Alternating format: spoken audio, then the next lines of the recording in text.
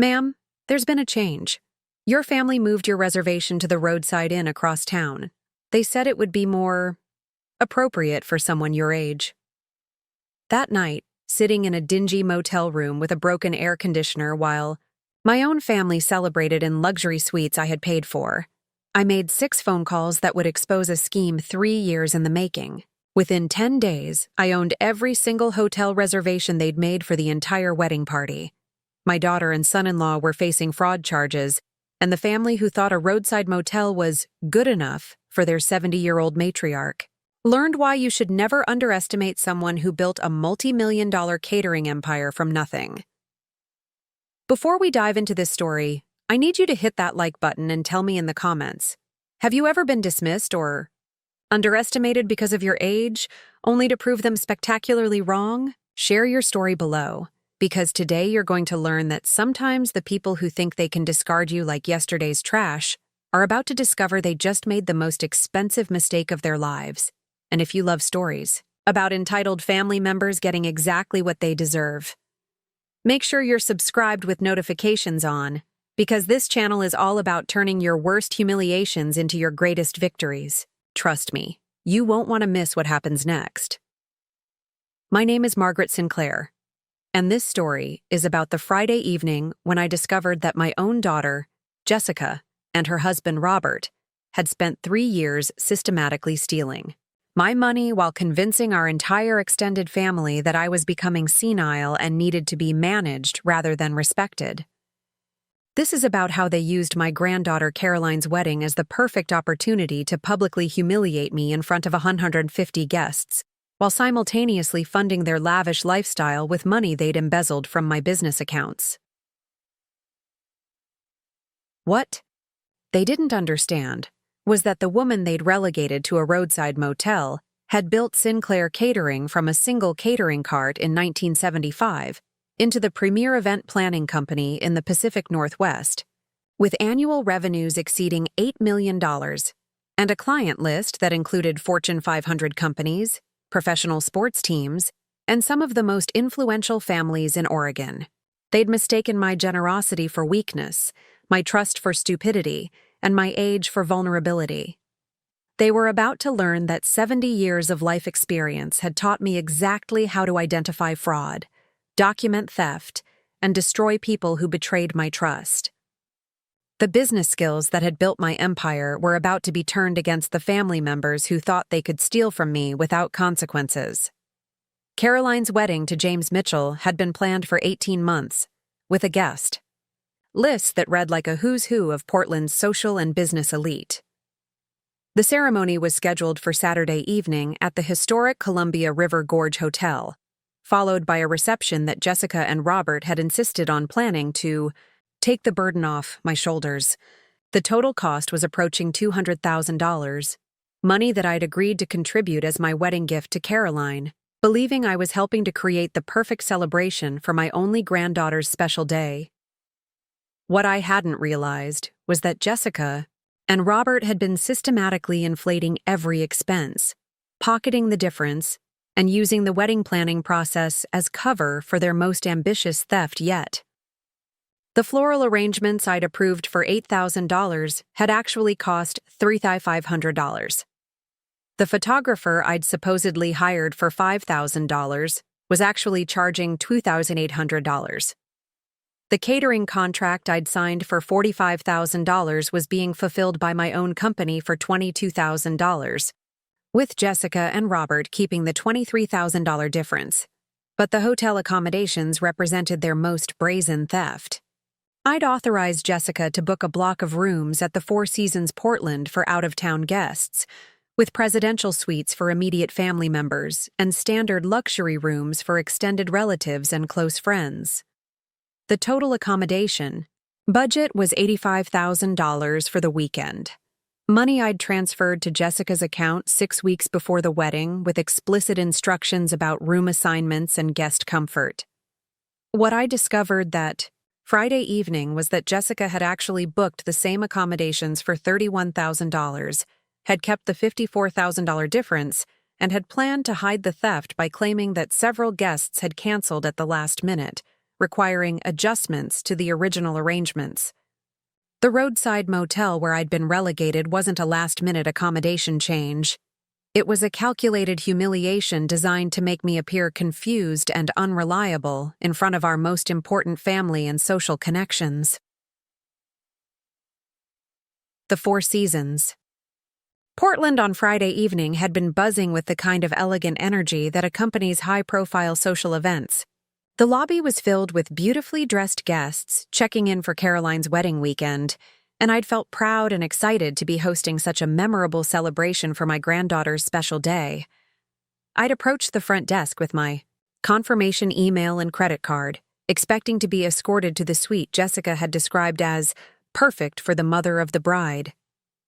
Instead, I'd been met with the kind of confused, slightly embarrassed expression that hotel staff wear when they're about to deliver bad news to a guest who clearly doesn't understand their situation. Mrs. Sinclair, the desk clerk had said, consulting his computer screen with obvious discomfort, "I'm showing that your reservation was modified this afternoon. Your daughter called to explain that there had been a change in your accommodation needs."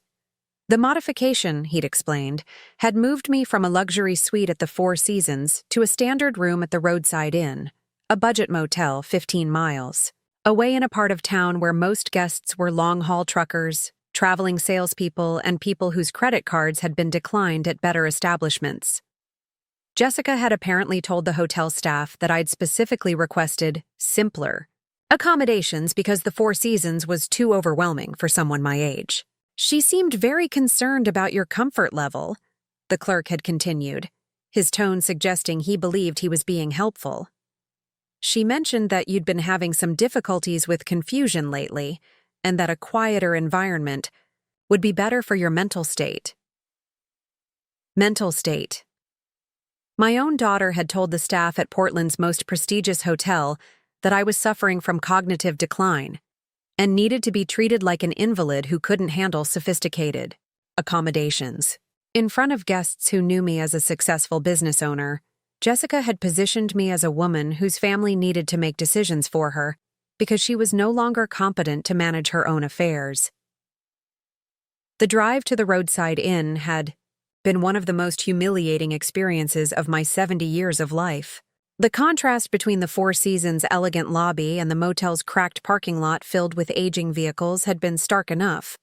But walking into the lobby and being greeted by the smell of stale cigarettes and industrial disinfectant had felt like being transported to a different universe entirely. The room itself had been clean but depressing.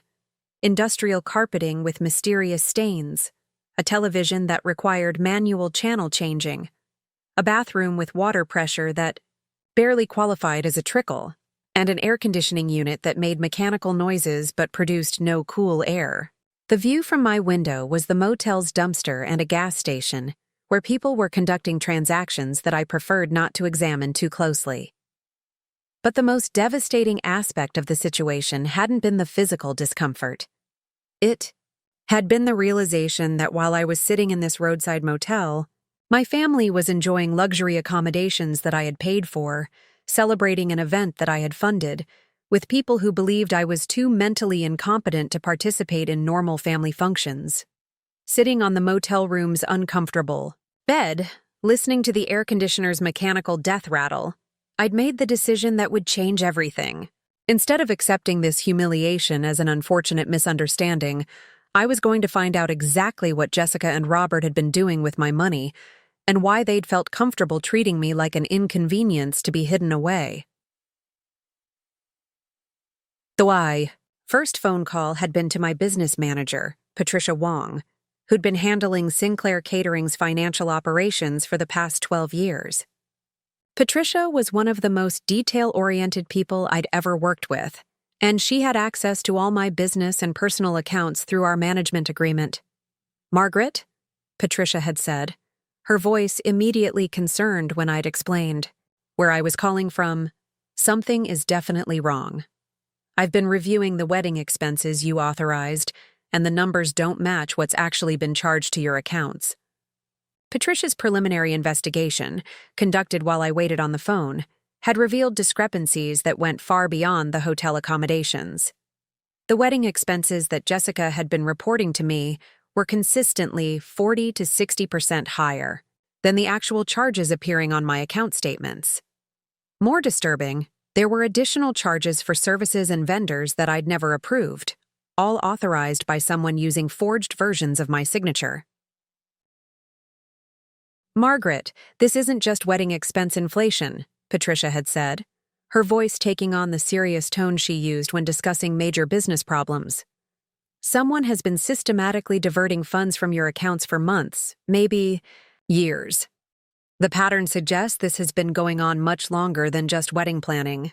The second phone call had been to my attorney, Michael Chen, who specialized in business law and had been handling my legal affairs since 1998. Michael's practice focused on corporate fraud and fiduciary responsibility, and he'd dealt with enough family financial abuse cases to immediately understand the implications of what I was describing. "Margaret," Michael had said after I'd summarized the hotel situation and Patricia's preliminary findings, "what you're describing sounds like systematic financial elder abuse, possibly involving identity theft and fraud. If Jessica has been forging your signature on financial documents, we're looking at felony charges that could result in significant prison time."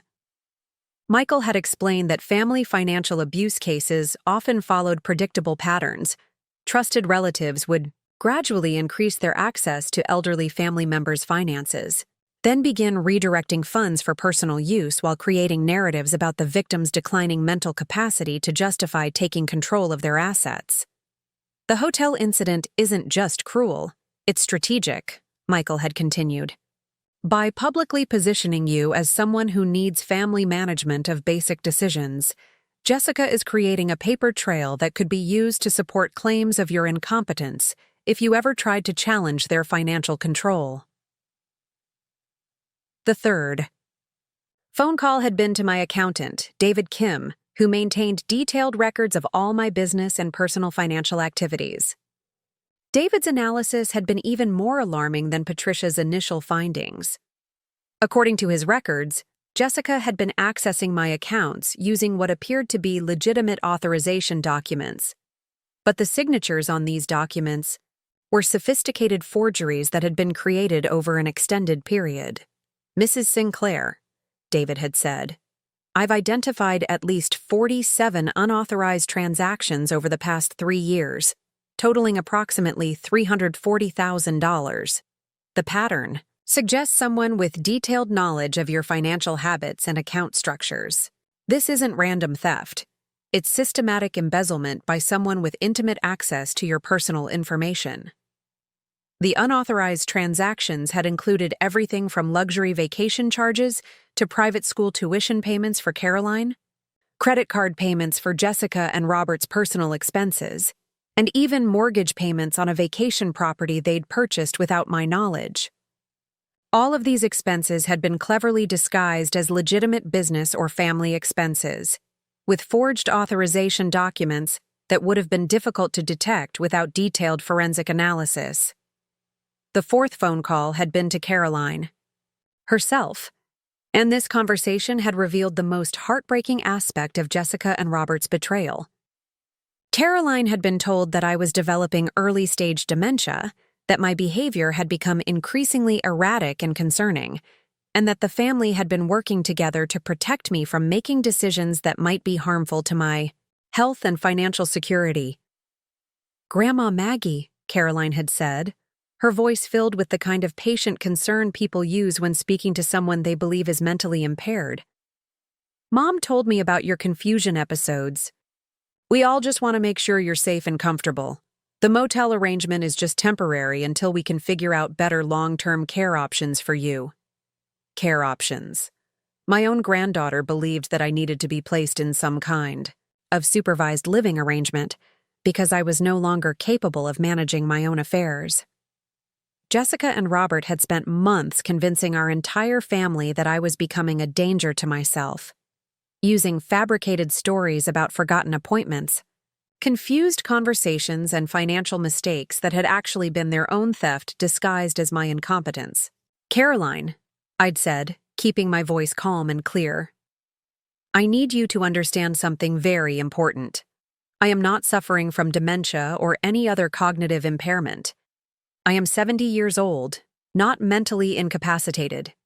The confusion and financial problems your mother has described are not symptoms of my declining health. They are evidence of fraud that your parents have been committing against me. The silence that had followed this statement had been profound. Caroline had clearly never considered the possibility that her parents might be lying about my mental state, and the suggestion that they might be stealing from me had been so far outside her understanding of family dynamics that she'd struggled to process what I was telling her. "But Grandma," Caroline had finally said, "Mom showed me the medical reports about your memory problems. Dr. Harrison said you were showing signs of early cognitive decline that could progress to more serious dementia symptoms." Dr. Harrison. Jessica had apparently forged medical documents as well, creating fictional diagnoses that would support her narrative about my declining mental capacity. The sophistication of this deception had been staggering. Not only had Jessica been stealing my money, but she'd been creating an elaborate medical and legal framework that would justify her control over my assets and decision-making. The fifth phone call had been to my longtime friend and business associate, Helen Rodriguez, who'd been invited to Caroline's wedding and was staying at the Four Seasons with the other honored guests. Helen's perspective had revealed another dimension of Jessica and Robert's strategy. They'd been systematically isolating me from my social and professional networks by spreading rumors about my declining mental health. "Margaret," Helen had said, her voice filled with concern and confusion, "Jessica told everyone at the rehearsal dinner tonight that you were having a difficult evening and needed to rest in a quiet environment. She said your doctor had recommended limiting social interactions until your medication adjustments started working better." Medication adjustments. Jessica had told our friends and family that I was being treated for cognitive decline with medications that were affecting my ability to participate in normal social activities. This explained why several people had seemed to be treating me differently over the past few months. They'd been told that I was struggling with mental health issues that required patient, careful handling. Helen had also revealed that Jessica and Robert had been hosting private dinners and social gatherings for our mutual friends, events where they'd discussed my deteriorating condition and their efforts to ensure my safety and comfort during this difficult transition. These conversations had served multiple purposes. They'd positioned Jessica and Robert as devoted caregivers dealing with a challenging family situation.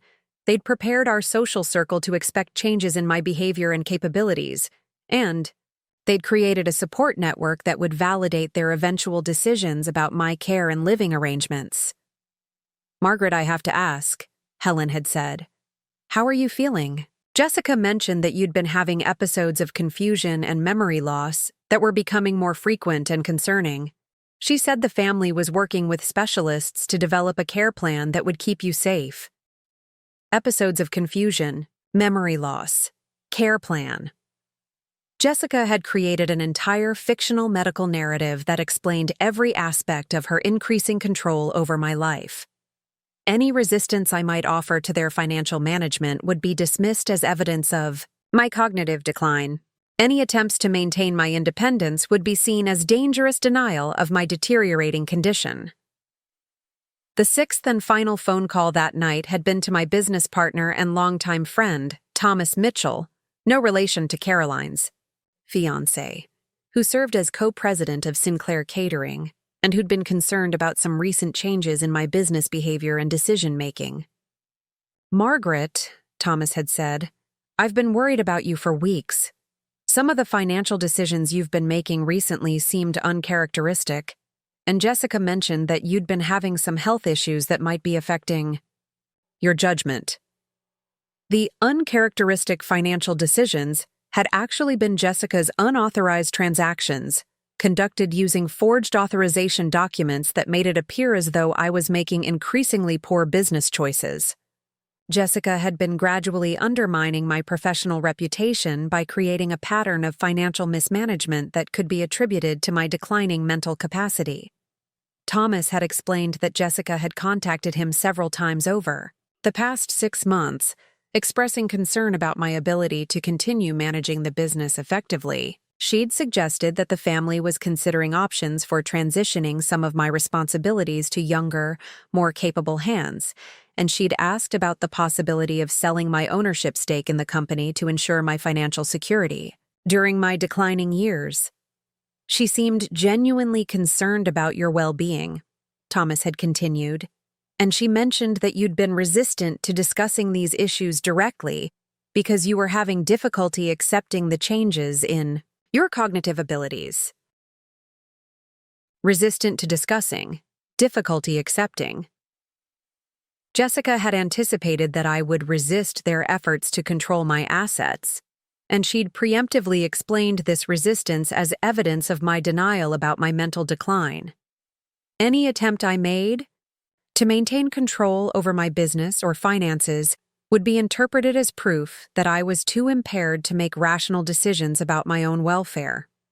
Sitting in that roadside motel room at 11:30 p.m. on Friday night, surrounded by the evidence of my daughter's 3-year campaign to steal my assets and destroy my reputation, I'd made the decision that would change everything. Jessica and Robert had underestimated exactly who they were dealing with. They'd assumed that age meant weakness, that trust meant stupidity, and that family loyalty would prevent me from fighting back when I discovered their betrayal. They were about to learn that the woman they'd relegated to a $39 a night motel was someone who'd built a business empire through determination, intelligence, and an absolute refusal to accept defeat. The same skills that had transformed a single catering cart into an $8 million company were about to be focused on exposing their fraud, recovering my stolen assets, and ensuring they faced consequences proportional to their betrayal. The Roadside Motel, where they'd expected me to spend the weekend in humiliated isolation, was about to become the command center for a counterattack that would destroy their financial security, their social standing, and their freedom. The family who thought a cheap motel was good enough for their 70-year-old matriarch was about to discover that some people fight back harder than you ever expected. But what Jessica and Robert didn't understand was that their biggest mistake hadn't been stealing my money or humiliating me in front of our friends and family.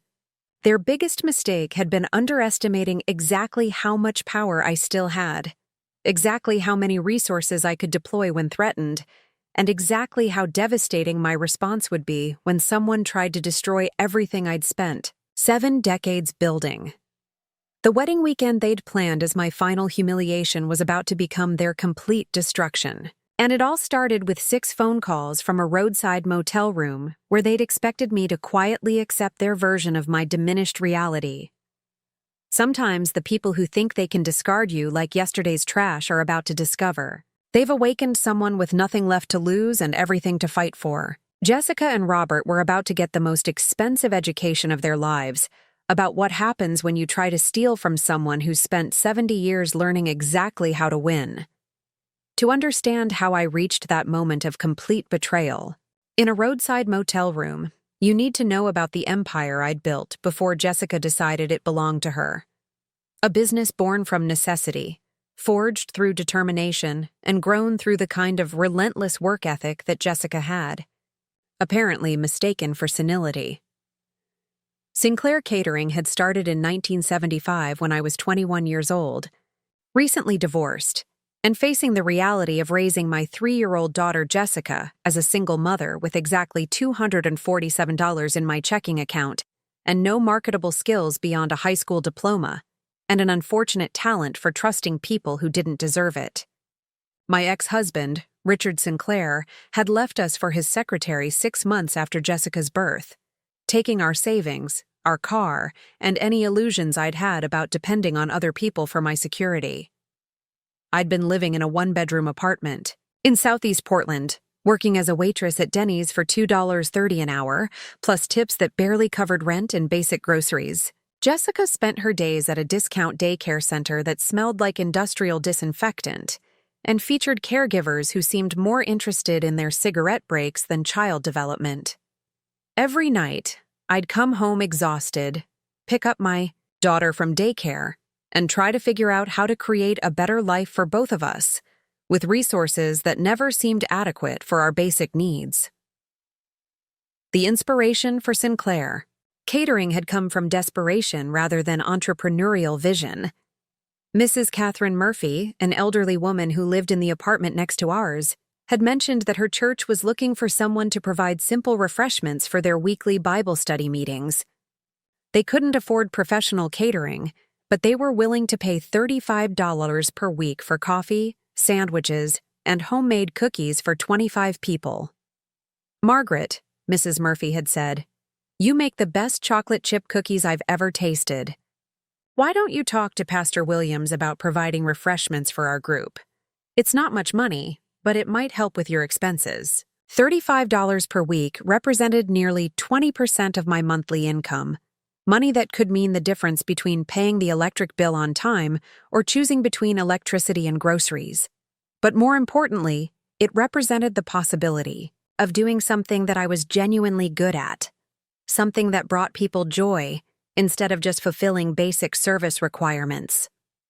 I'd always loved cooking and baking, skills I'd learned from my grandmother who'd raised 6 children during the Depression by stretching every ingredient and making meals that were both economical and delicious.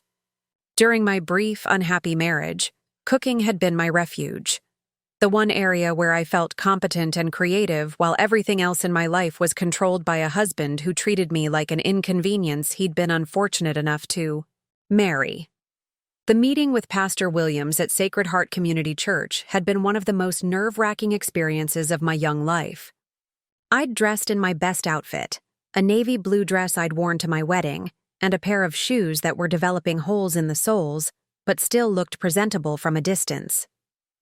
Jessica had stayed with Mrs. Murphy while I'd walked the 8 blocks to the church, carrying a plate of sample cookies and a handwritten proposal for weekly refreshment services. "Miss Sinclair," Pastor Williams had said, examining my cookies with the kind of careful attention that suggested he understood the importance of this opportunity to my financial survival. "These are exceptional. The women in our Bible study group are going to love these." The contract had been simple: coffee, sandwiches, and homemade baked goods for 25 people every Wednesday evening, delivered to the church by 6:30 p.m. and served from $7 to 9 p.m. I would provide all food, beverages, and serving supplies, and the church would pay me $35 per week, with payment made each Wednesday evening after the meeting concluded. The first week had been terrifying and exhilarating. I'd spent Tuesday evening shopping for ingredients with money I'd borrowed from Mrs. Murphy, staying up until 2 a.m. baking cookies and preparing sandwich ingredients, then rushing home from my Denny's shift on Wednesday to assemble everything, and walked to the church with Jessica in her stroller, pulling a borrowed wagon loaded with food and supplies. "These are wonderful," Mrs. Eleanor Richardson had said, approaching me after the Bible study meeting had concluded. "Did you make everything yourself?" Mrs. Richardson had been one of Portland's social elite, a woman whose husband owned Richardson Construction Company and whose opinion carried significant weight in the circles that mattered for business reputation. Her endorsement had led to my second client, Richardson Construction's monthly board meetings, which required refreshments for 12 people and paid $50 per month. The Richardson account had been followed by the Women's Auxiliary Club at the YIVE, Portland Art Museum, then the monthly book club meeting for the wives of doctors at Providence Medical Center, then the quarterly board meetings for Thompson and Associates architecture firm. Each new client had led to referrals, recommendations, and gradually increasing recognition that Margaret Sinclair could provide professional quality catering at prices that small organizations and businesses could afford. By the end of 1975, I'd been serving 8 regular clients and earning approximately $400 per month from catering, enough to quit my job at Denny's and focus entirely on building my business. Jessica had been enrolled in a better daycare center. We'd moved to a 2-bedroom apartment in a safer neighborhood, and for the first time since my divorce, I'd felt like I was building something meaningful rather than just surviving from paycheck to paycheck. The early years of Sinclair Catering had been characterized by constant learning, occasional disasters, and the gradual development of systems and skills that would eventually form the foundation of a sophisticated operation. I'd had no formal training in food service, business management, or customer relations. Everything I'd learned had come through experience, mistakes, and determination to provide service that exceeded my clients' expectations. The first major disaster had occurred during my 4th month of operation, when I'd accepted a contract to cater a retirement party for 50 people at First National Bank of Oregon. The event had required more food than I'd ever prepared, more complex logistics than I'd ever managed, and more professional presentation than my usual church basement and conference room venues had demanded. Everything that could go wrong had gone wrong. The borrowed van I'd used for transportation had broken down 3 blocks from the bank, forcing me to carry food containers on foot, while Jessica, now 4 years old, had helped by pulling our wagon loaded with supplies. The main dish, chicken salad sandwiches, had been over-seasoned to the point of being nearly inedible. The coffee had been weak and lukewarm because I'd underestimated the time required to brew large quantities. And the chocolate cake I'd planned, as the centerpiece dessert had collapsed during transport, leaving me with what looked like chocolate pudding served in cake pan fragments. "Miss Sinclair," the bank manager had said, his tone suggesting he was trying to be kind while delivering devastating criticism. "I think you might want to consider whether catering is really the right business for you. This level of service isn't what we expected." That night, sitting in our apartment with Jessica asleep in her bed and a $200 catering bill that I wouldn't be paid because the service had been unacceptable, I'd faced the choice that would define the rest of my life. I could accept that I wasn't capable of building a successful catering business, return to restaurant work or another service job, and abandon my dreams of independence and financial security. Or I could learn from my mistakes, develop better systems, and prove that I was capable of providing the professional service that clients expected. I'd chosen to fight. The next day, I'd visited every successful catering company in Portland, observing their operations, asking questions, and learning about equipment, logistics, and presentation standards that I'd never considered. I'd enrolled in a food safety certification course, a small business management workshop, and a professional cooking class that taught techniques for preparing large quantities of food efficiently and consistently.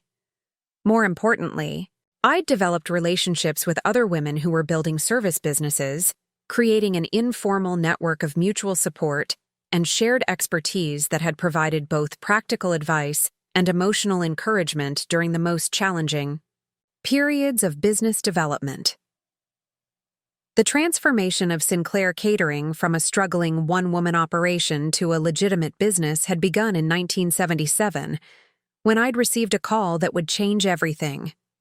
Helen Rodriguez, who managed events for the Portland Chamber of Commerce, had been recommended to me by Mrs. Richardson, and she'd been looking for a caterer who could provide elegant lunch service for the Chamber's monthly executive meetings. "Miss Sinclair," Helen had said, "Mrs. Richardson speaks very highly of your work, and we're looking for someone who can provide consistently excellent service for some of our most important business events. Are you interested in discussing a contract for monthly catering services?"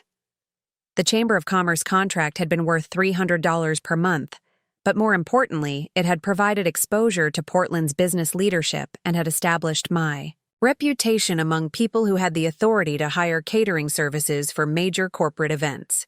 The executives who attended those monthly meetings had included bank presidents, real estate developers, manufacturing company owners, and professional service firm partners. Exactly the kind of decision-makers who could provide the referrals that would transform my small operation into a major business. The first chamber luncheon had been a complete success. I'd prepared herb-crusted salmon with lemon dill sauce, wild rice pilaf, seasonal vegetables, fresh rolls, and a selection of desserts that had prompted spontaneous applause from the attendees. More importantly, I'd provided service that was professional, efficient, and elegant enough to complement the Chamber's image as Portland's premier business organization. "Margaret," Helen had said after the event, "this was exceptional. I want to discuss expanding our arrangement to include our quarterly dinner meetings and our annual awards banquet. The expanded chamber contract had led to catering services for First Interstate Bank's board meetings, then corporate luncheons for Pacific Power and Light Company, then the annual holiday party for Powell's Books that had required service for 200 people and had established my reputation as someone who could handle large-scale events with professional expertise. By 1979, Sinclair Catering had been serving 37 regular clients, employing 4 part-time assistants, and generating annual revenue of approximately $85,000. I'd purchased professional equipment, established relationships with reliable suppliers, and developed systems for food preparation, presentation, and service that could be scaled to accommodate events ranging from intimate business meetings to elaborate social celebrations. The success of the late 1970s had required constant reinvestment in equipment, staff, and operational capacity. I'd rented commercial kitchen space in an industrial building on Southeast Division Street, purchased professional-grade ovens, refrigeration units, and food preparation equipment, and had hired experienced cooks and servers who could maintain quality standards during busy periods when I was managing multiple events simultaneously. The transition from working out of my apartment kitchen to operating a professional catering facility had been one of the most challenging aspects of business growth. Commercial food service involved health department regulations, licensing requirements, insurance considerations, and operational standards that were far more complex than anything I'd dealt with during my early years of small-scale catering. I'd spent months learning about food safety protocols, inventory management, staff scheduling, and cost accounting, skills that hadn't been necessary when I'd been preparing food for 25 people but were essential for operating a business that might serve 500 people on a single weekend. The learning curve had been steep and expensive, but it had also been necessary for establishing the foundation that would support future growth. The staff I'd hired during this period had included Maria Santos, an experienced cook who'd worked in restaurant kitchens for 15 years, and who'd taught me advanced food preparation techniques that had improved both quality and efficiency. Patricia Wong had joined as my bookkeeper and administrative assistant, bringing accounting skills and organizational abilities that had allowed me to focus on client relations and business development rather than getting overwhelmed by paperwork and financial management. Thomas Mitchell had been hired as an event coordinator in 1981, bringing experience from his previous work with hotel catering operations and providing the expertise needed to manage complex events that required coordination between multiple vendors, venues, and client requirements.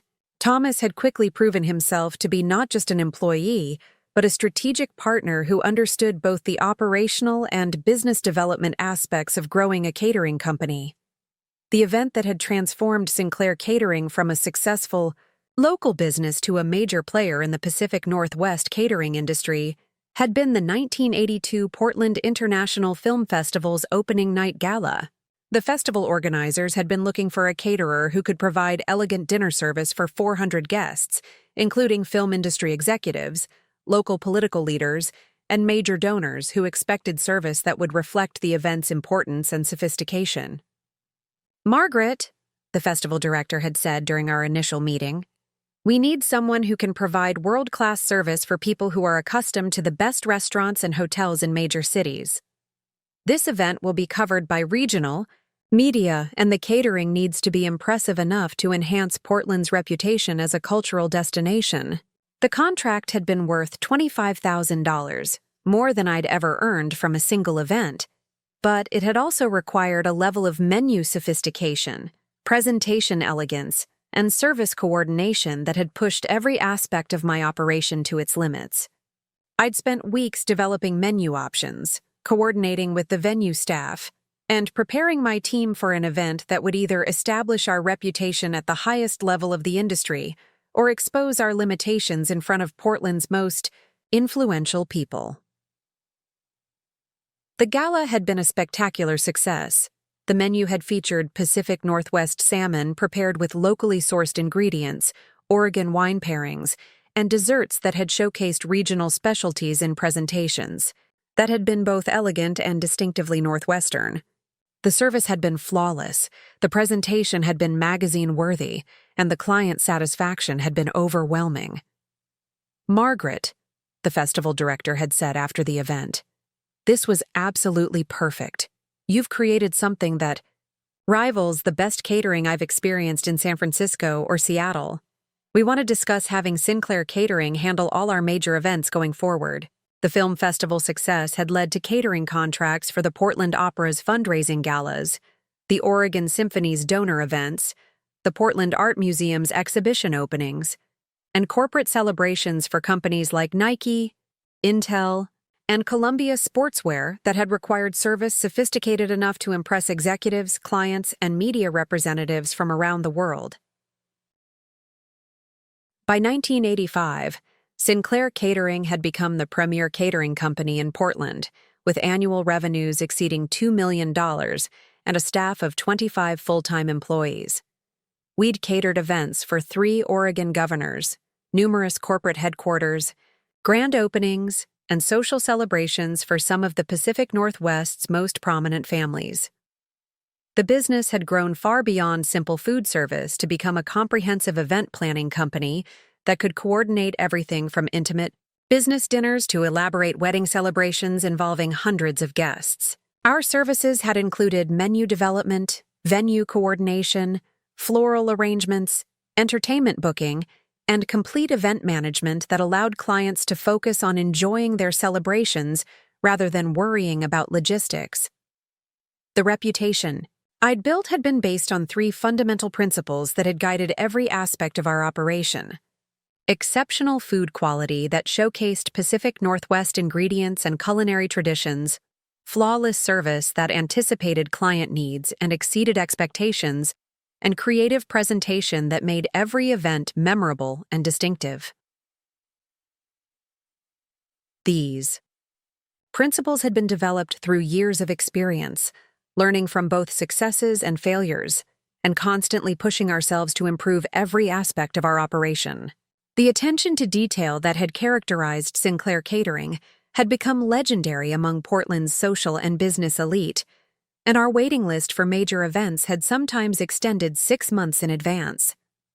Throughout this period of explosive business growth, Jessica had been an integral part of my life and work. From the age of 3, when she'd helped me pull wagons full of catering supplies to church basement meetings, she'd grown up understanding that success required hard work, attention to detail, and unwavering commitment to excellence. By the time she was 10 years old, Jessica had been helping with simple food preparation tasks, learning to fold napkins for elegant presentations, and observing the client interaction skills that had made Sinclair Catering successful. "Mom," Jessica had said during one particularly busy weekend when she was 12, "I love watching you work with clients. You always know exactly what to say to make them feel special and confident about their events." I'd been proud of Jessica's interest in the business and had deliberately included her in age-appropriate aspects of operations, believing that she was learning valuable lessons about entrepreneurship, customer service, and the satisfaction that comes from building something meaningful through your own efforts. Jessica had seemed genuinely enthusiastic about the catering industry, often expressing interest in eventually joining the business full-time after completing her education. During her high school years, Jessica had worked part-time for Sinclair Catering, starting with simple tasks like inventory organization and basic food preparation, then gradually taking on more complex responsibilities like client communication and event coordination. She'd been naturally talented at the interpersonal aspects of the business, developing relationships with clients that complemented my focus on operational excellence and strategic planning. "Jessica has real potential in this industry," Thomas Mitchell had observed during Jessica's senior year of high school. "She understands both the business side and the creative side, and clients respond very positively to her personality and professional manner." I'd agreed with Thomas's assessment and had been excited about the possibility of eventually transitioning some business responsibilities to Jessica, creating a true family enterprise that could continue building on the foundation I'd established. The prospect of working alongside my daughter had seemed like the perfect culmination of everything I'd worked to achieve: professional success, financial security, and the opportunity to share my knowledge and experience with someone I loved. Jessica's college years at Oregon State University had been funded entirely by Sinclair Catering's profits, with additional support for her housing, transportation, and personal expenses that had reflected my belief that education was the best investment I could make in her future. Jessica had majored in business administration with a concentration in hospitality management, coursework that had been directly relevant to our family business, and that had prepared her for increasingly sophisticated roles in event planning and client relations. "I'm learning so much that I can apply to Sinclair Catering," Jessica had said during one of our regular phone conversations while she'd been at OSU. "The professors are teaching us about customer relationship management, financial planning, and marketing strategies that could really help us grow the business even more." After graduation in 1998, Jessica had returned to Portland and had joined Sinclair Catering as an event coordinator, working alongside Thomas and gradually taking on more complex accounts and larger-scale events. Her performance had been excellent, her client relationships had been strong, and her contributions to business development had been significant enough that I'd begun planning for her eventual promotion to management positions that would prepare her for future ownership responsibilities. Jessica had met Robert Crawford in 2001, when he'd been working as a marketing coordinator for a Portland advertising agency that had hired Sinclair Catering for their annual client appreciation dinner. Robert had been 28 years old, charming and articulate, with an MBA from Portland State University, and apparent ambitions for advancing in the competitive world of corporate marketing. "Mom," Jessica had said after their third date, "Robert really understands business strategy and client relations. He's given me some interesting ideas about how we could expand Sinclair Catering's marketing efforts to reach new client segments." I'd been pleased that Jessica was dating someone who seemed to appreciate the business we'd built and who appeared to understand the professional challenges and opportunities in the service industry. Robert had been attentive to Jessica, respectful to me, and genuinely interested in learning about catering operations and event planning strategies. During their courtship, Robert had frequently attended Sinclair Catering events as Jessica's guest, observing our operations and asking thoughtful questions about business management, client development, and industry trends. His questions had seemed motivated by genuine curiosity and professional interest rather than casual social conversation. Robert has some really insightful perspectives on customer service and brand development, Thomas had observed after Robert had attended several of our larger events. He seems to understand the business aspects of what we do, not just the social aspects. Jessica and Robert had married in 2003, in a ceremony that had been both personally meaningful and professionally impressive. A demonstration of Sinclair Catering's capabilities that had been attended by many of our most important clients and had generated significant positive attention for our event planning services. The wedding had cost approximately $75,000, money I'd been happy to invest in Jessica's happiness and in showcasing our company's abilities. After their marriage, Robert had continued working in marketing while Jessica had advanced to a senior management position at Sinclair Catering. Their combined income had been substantial, their lifestyle had been comfortable, and their relationship had seemed stable and supportive. I'd been pleased that Jessica had found a partner who understood the demands of the hospitality industry and who seemed genuinely interested in supporting her career development. When Caroline had been born in 2005, I'd been overjoyed to become a grandmother and had looked forward to the possibility of eventually sharing the business with multiple generations of family members. Caroline had been a beautiful, intelligent child who'd brought immense joy to our family and who'd represented the continuation of everything I'd worked to build. The changes in Jessica and Robert's behavior had been so gradual that I hadn't initially recognized them as warning signs of future betrayal. Beginning around 2010, they'd started asking more detailed questions about Sinclair Catering's financial operations, client contracts, and business valuation, questions that had seemed motivated by legitimate interest in understanding the family business rather than planning to exploit it. "Mom," Jessica had said during one of our regular business planning meetings, "Robert and I have been talking about long-term financial planning, and we'd like to understand more about how the business assets are structured and what your plans are for eventual succession." The questions had seemed reasonable and responsible, exactly the kind of forward-thinking discussion that successful family businesses needed to have about continuity planning and asset management.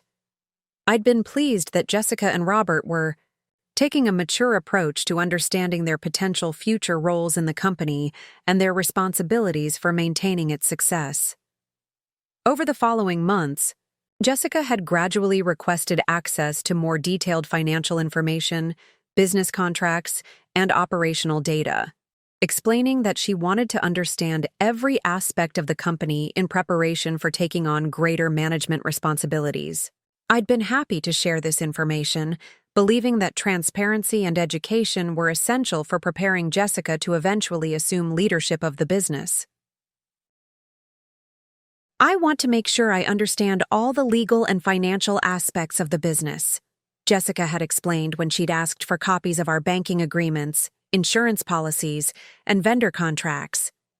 "If I'm going to be responsible for managing these relationships eventually, I need to understand how everything works." Robert had also begun attending more business meetings and financial planning sessions, contributing insights about marketing strategies, client development, and operational efficiency that had seemed valuable and professional. His involvement had appeared to be supportive of Jessica's career development, rather than an attempt to gain control over business operations. "Robert has some interesting ideas about expanding our corporate catering services," I'd mentioned to Thomas during one of our management meetings. "He understands the decision-making processes in larger companies, and he thinks we could develop new revenue streams by targeting different types of business events." Thomas had agreed that Robert's suggestions had merit, and we'd implemented several of his recommendations for improving our marketing materials and client outreach strategies. The changes had resulted in increased business from corporate clients and had seemed to validate Robert's understanding of our industry and target markets. By 2015, Jessica had been promoted to Vice President of Operations, with comprehensive responsibility for client relations, event planning, and day-to-day business management.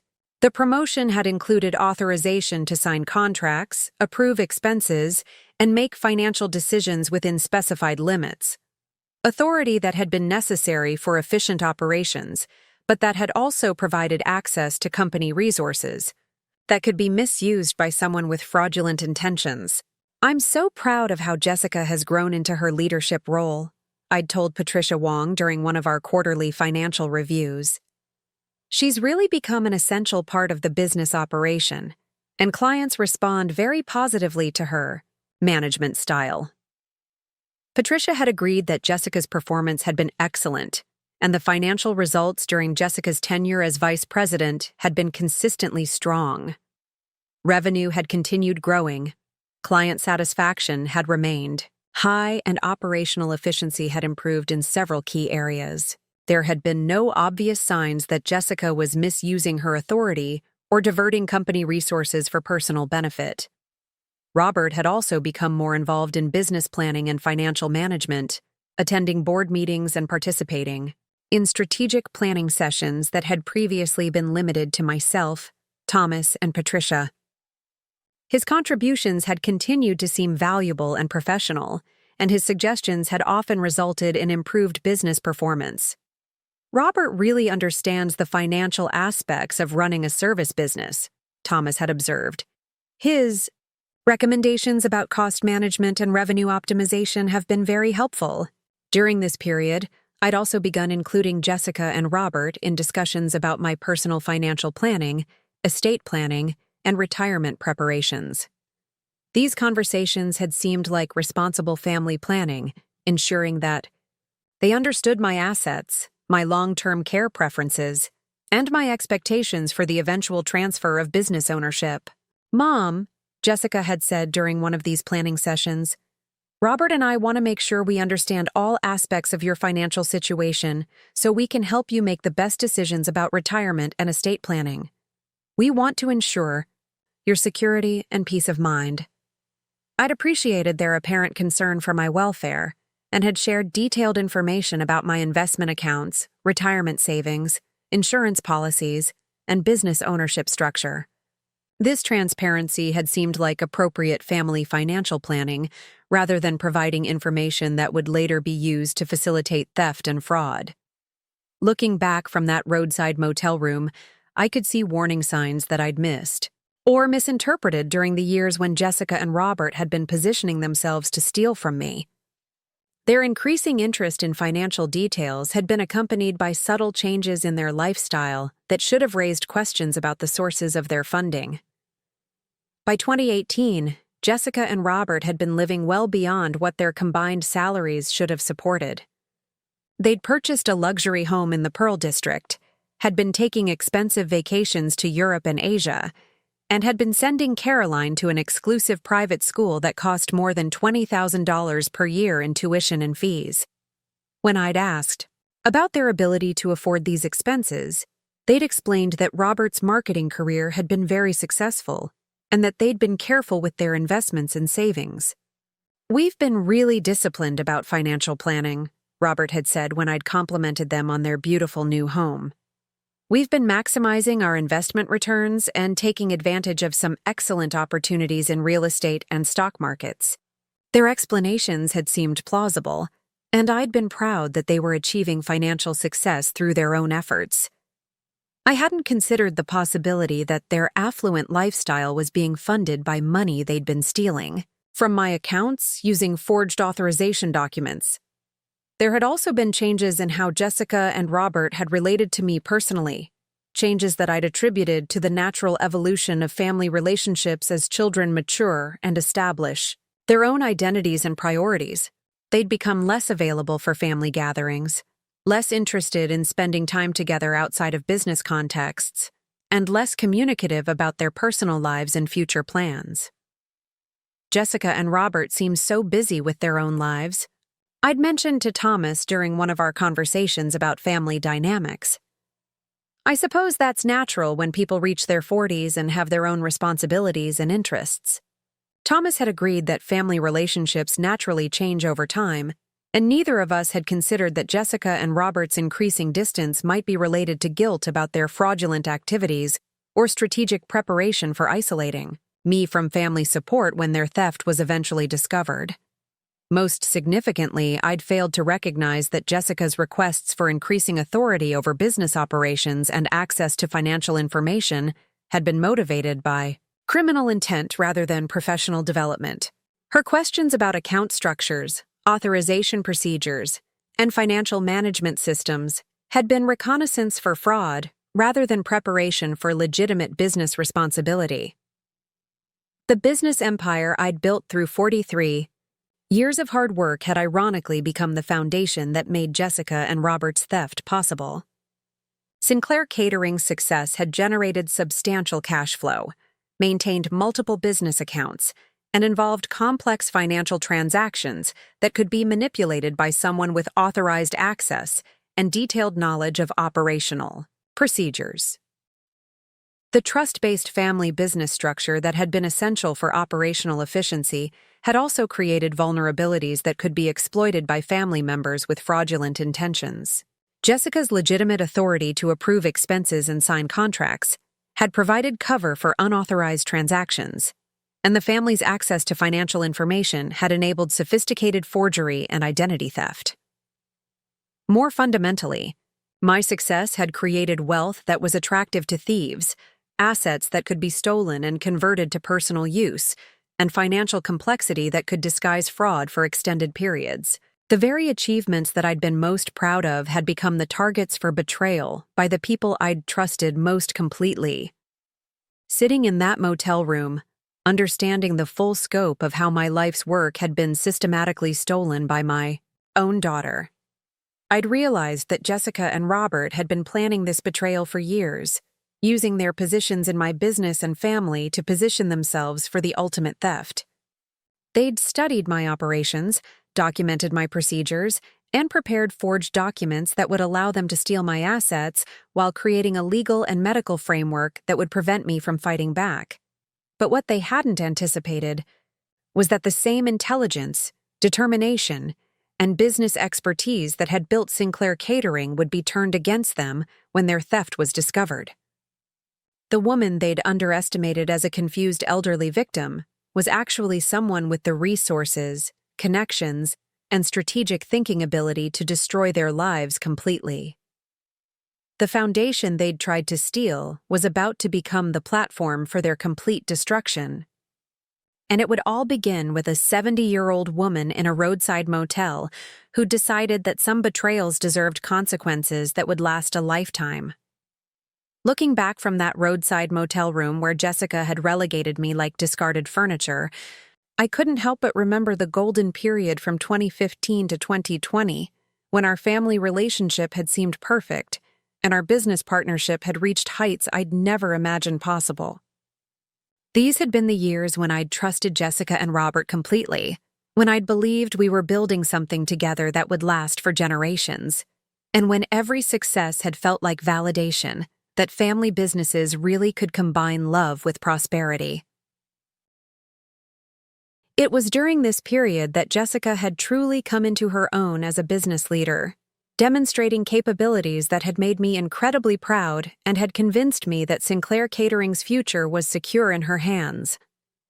Her promotion to Vice President of Operations in 2015 had been celebrated not just within our company, but throughout Portland's business community, where she'd been recognized as one of the rising stars in the hospitality industry. "Margaret," Thomas Mitchell had said during the celebration dinner we'd hosted for Jessica's promotion, "you should be incredibly proud of what Jessica has accomplished.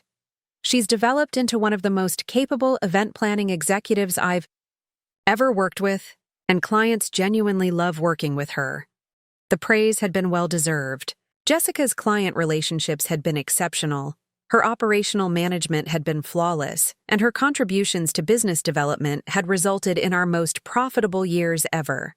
Annual revenue had grown from $6.2 million in 2015 to over $8.8 million by 2019, with profit margins that had exceeded industry standards and client satisfaction ratings that had made us the most sought-after catering company in the Pacific Northwest.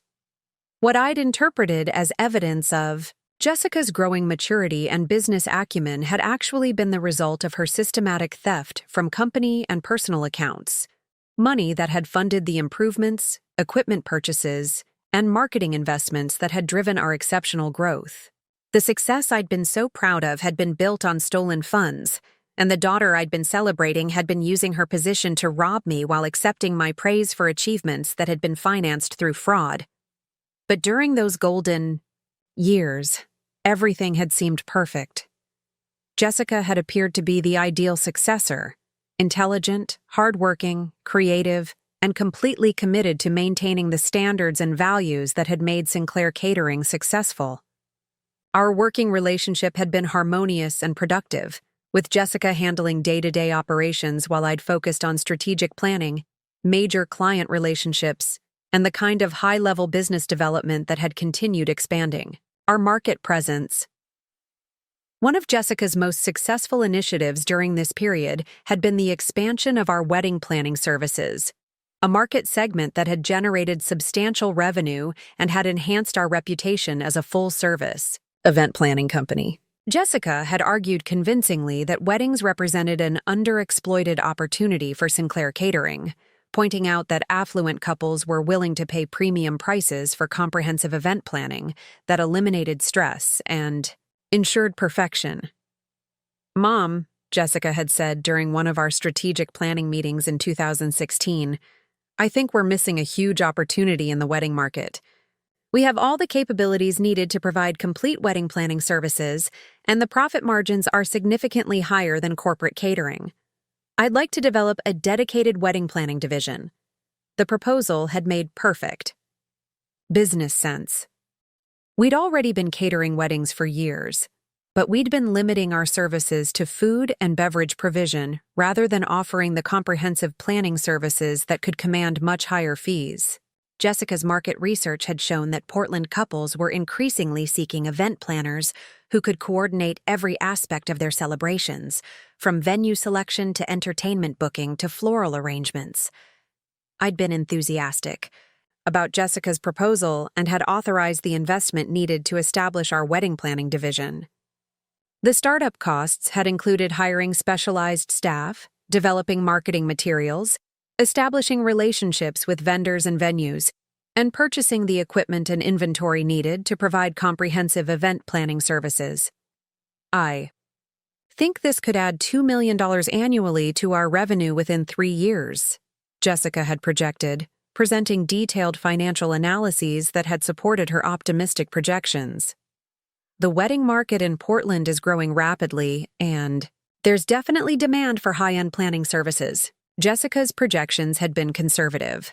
The wedding planning division had exceeded every target she'd set, generating $1.8 million in revenue during its first year of operation, and attracting clients who'd been willing to pay $15,000 to $50,000 for complete wedding planning services.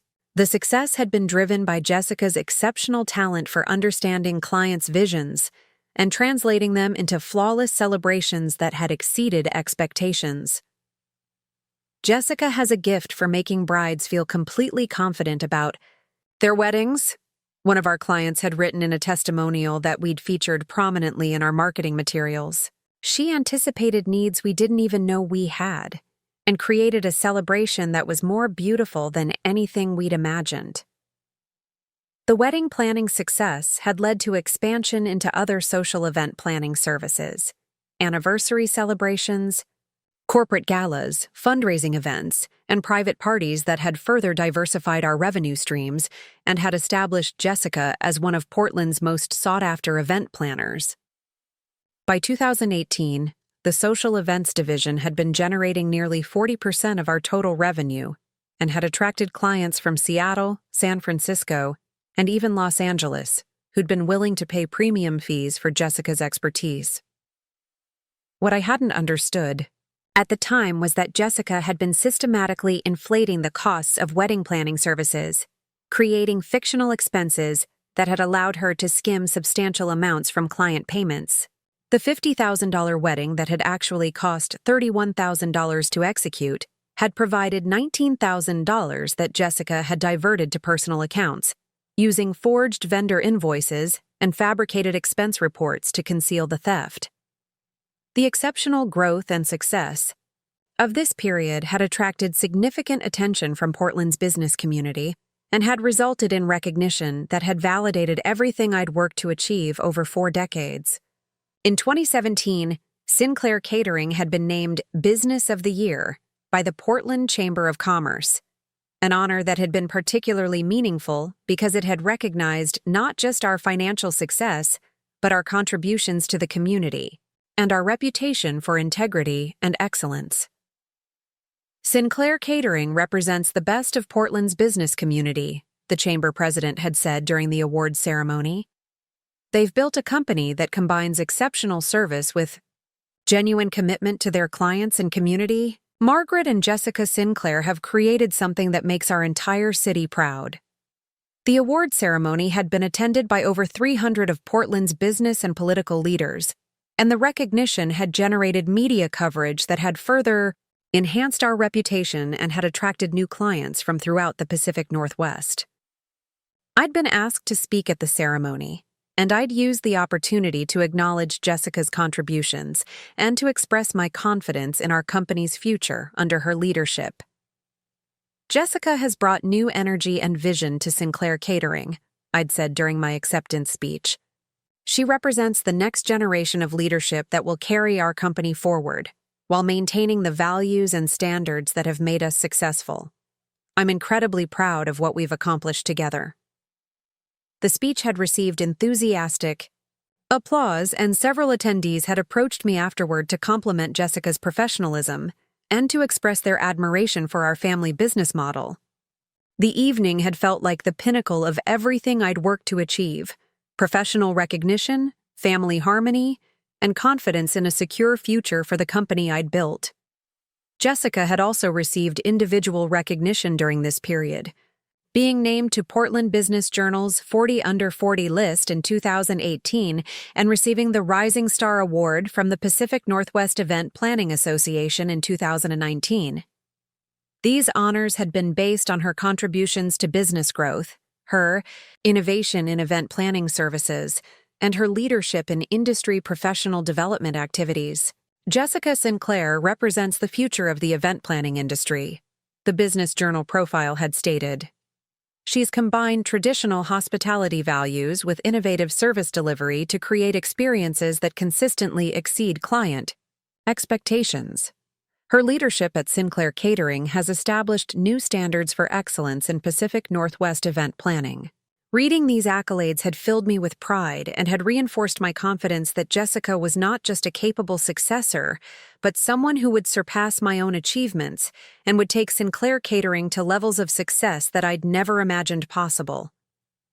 The recognition had seemed like external validation of everything I'd believed about Jessica's character and capabilities.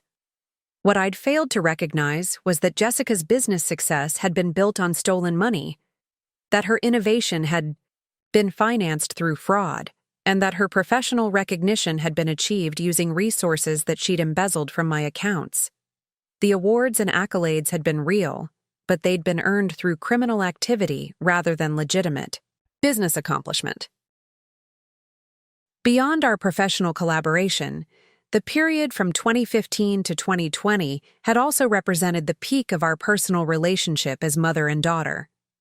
Jessica had seemed genuinely interested in spending time together, regularly scheduling dinners, shopping trips, and weekend activities that had made me feel valued and loved rather than simply tolerated as an aging parent.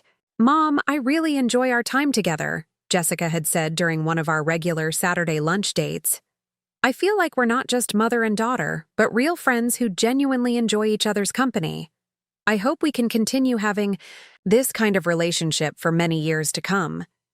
These conversations had meant everything to me, particularly during the adjustment period following my 68th birthday, when I'd been increasingly conscious of aging and had been concerned about maintaining meaningful relationships as I'd entered my 8th decade.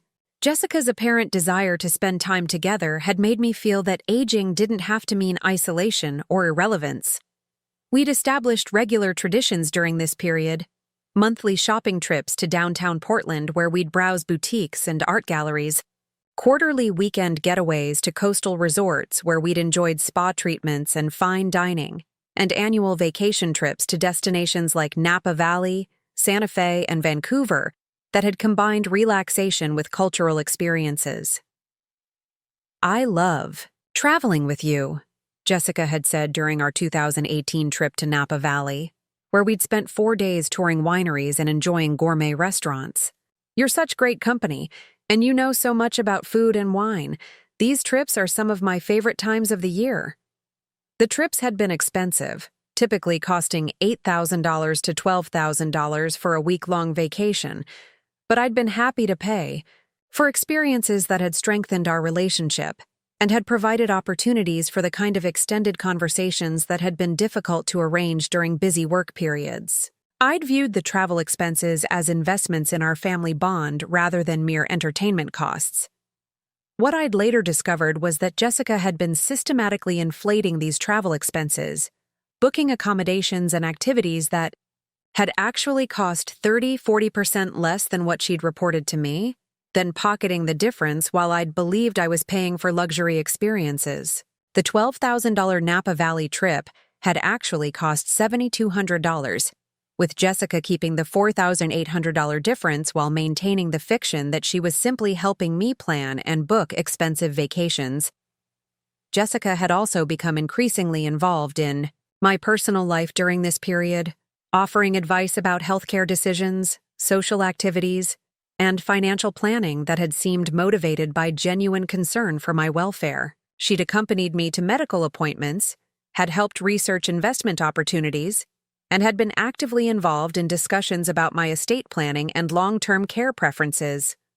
"Mom, I want to make sure you're making decisions that will protect your health and financial security as you get older," Jessica had said during one of our conversations about retirement planning. "Robert and I are here to help with whatever you need, and we want to ensure you have the best possible quality of life during your retirement years." This apparent concern had seemed like evidence of Jessica's maturity and her genuine love for me as her mother. I'd appreciated having someone I trusted to help navigate the complex decisions that came with aging, and I'd been grateful that Jessica had been willing to take time from her busy professional life to assist with personal matters that had sometimes felt overwhelming. But Jessica's involvement in my personal affairs had actually been strategic positioning that had allowed her to gain access to financial information, medical records, and legal documents that she'd later use to facilitate her fraud scheme. The caring daughter who'd been helping me plan for secure aging had actually been documenting my assets and vulnerabilities in preparation for systematic theft. During this golden period, my relationship with Robert had also deepened and strengthened in ways that had made me feel like I'd gained not just a son-in-law but a genuine friend and business colleague. Robert's involvement in Sinclair Catering had expanded gradually, with his marketing expertise becoming increasingly valuable for business development and strategic planning. "Margaret," Robert had said during one of our quarterly business review meetings, "I've been analyzing our client acquisition patterns, and I think there are some significant opportunities for growth in the corporate event market. I'd like to present some ideas for expanding our services to technology companies and healthcare organizations." Robert's market analysis had been sophisticated and insightful, identifying client segments that we'd been underserving and revenue opportunities that we'd been missing. His recommendations had led to successful marketing campaigns that had attracted major new clients including Intel, Nike, and Legacy Health System, accounts that had generated substantial revenue and had enhanced our reputation in the corporate market. "Robert really understands how to position our services for different types of clients," Thomas Mitchell had observed. "His marketing background gives him insights that have been incredibly valuable for business development." I'd been impressed by Robert's business acumen and had appreciated his willingness to contribute his expertise to our family company.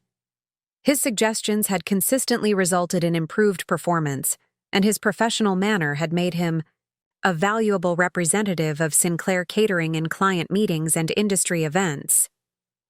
Robert had also become personally attentive in ways that had made me feel valued and appreciated as a family member, rather than simply tolerated as Jessica's mother. He'd remembered important dates like my birthday and the anniversary of Sinclair Catering's founding, had brought thoughtful gifts from their travels, and had made genuine efforts to include me in their social activities and family celebrations. "Margaret, we'd love to have you join us for dinner next Saturday," Robert would say when they'd been planning social events. "We're having some friends over, and we'd really enjoy your company. You always add so much to our conversations." These invitations had meant a great deal to me, particularly as I'd been conscious of the tendency for older adults to become isolated from their adult children's social lives. Robert's apparent desire to include me had made me feel that I was still a welcome and valued part of their life, rather than an obligation to be managed or an inconvenience to be avoided. Robert had also been supportive during health scares and family challenges, providing practical assistance and emotional support that had seemed motivated by genuine care and affection. When I'd been hospitalized briefly in 2018 for pneumonia, Robert had visited daily, had coordinated with medical staff, and had helped manage business operations while I'd been recovering. "Don't worry about anything except getting better," Robert had said during one of his hospital visits. "Jessica and I have everything under control at the office, and Thomas is handling all the urgent client matters. Just focus on your recovery." This support had seemed like evidence of Robert's character and his commitment to our family relationships. I'd felt grateful to have a son-in-law who'd been willing to step up during difficult times and who'd treated me like a valued family member rather than just his wife's mother. But Robert's attentiveness had actually been part of a calculated strategy to gain my trust and access to my personal and financial information. The caring son-in-law who'd been helping during medical emergencies had been documenting my health status and medical information for use in creating fraudulent medical reports about my cognitive decline. During this golden period, my relationship with my granddaughter Caroline had also flourished in ways that had brought me immense joy and had made me optimistic about the future of our family connections. Caroline had grown from a child into a remarkable young woman who'd seemed to appreciate our family history and who'd expressed interest in eventually joining Sinclair Catering after completing her education. "Grandma Maggie," Caroline had said, during one of our regular weekend visits, "I love hearing stories about how you built the business. It's so inspiring to know that you created something so successful starting from nothing. I hope I can be as strong and determined as you are." These conversations had been among the most meaningful experiences of my later years.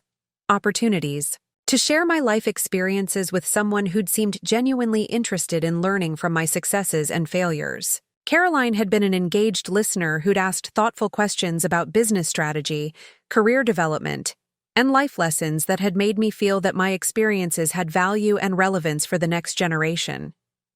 Caroline had also been academically successful and personally responsible in ways that had made me proud and confident about her future prospects. She'd maintained a 3.8 GPA at her exclusive private school, had been active in student government and community service activities, and had demonstrated the kind of character and work ethic that suggested she would be successful in whatever career path she'd chosen.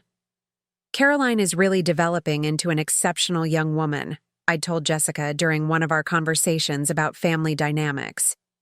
"She's intelligent, responsible, and thoughtful. You and Robert should be very proud of what you've accomplished as parents." Jessica had agreed with my assessment, and we'd often discussed our hopes for Caroline's future and our excitement about the possibility of her eventually joining our family business.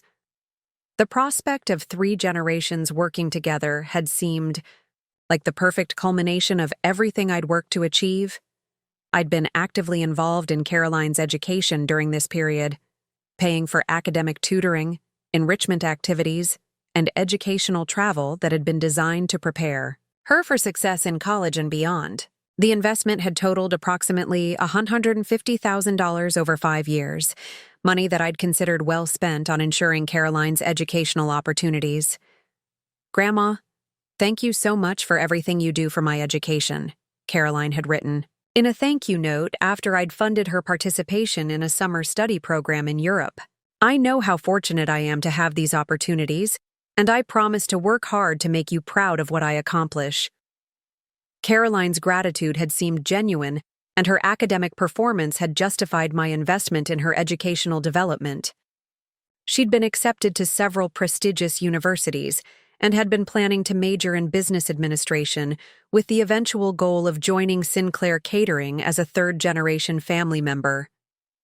But what I'd later learned was that Caroline had been told throughout this period that I was developing cognitive decline, and that my generous financial support was evidence of impaired judgment that required family intervention.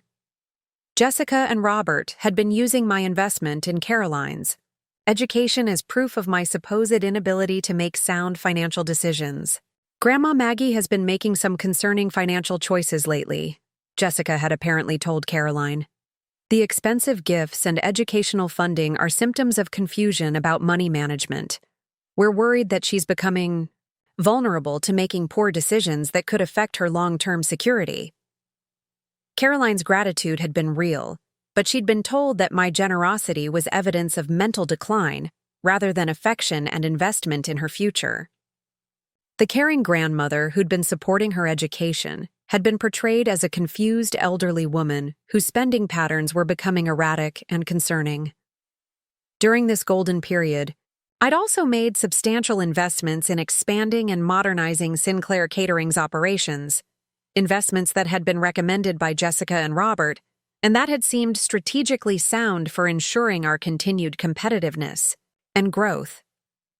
The improvements had included renovating our commercial kitchen facilities, purchasing new equipment and vehicles, expanding our staff, and developing new service capabilities.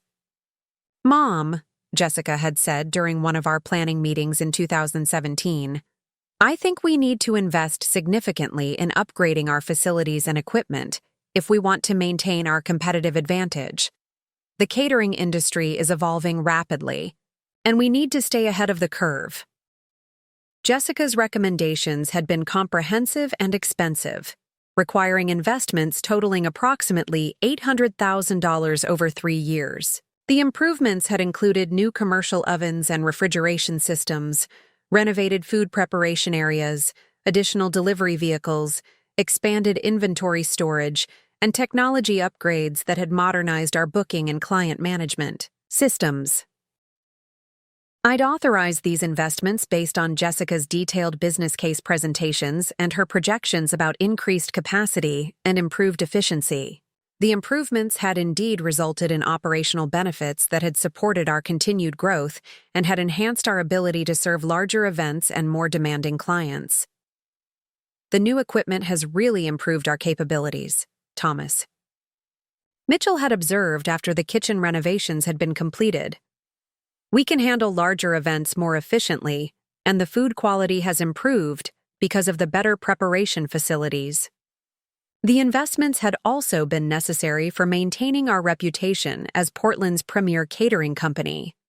Our competitors had been modernizing their operations, and we'd needed to make corresponding improvements to avoid losing market share to companies with more sophisticated facilities and capabilities.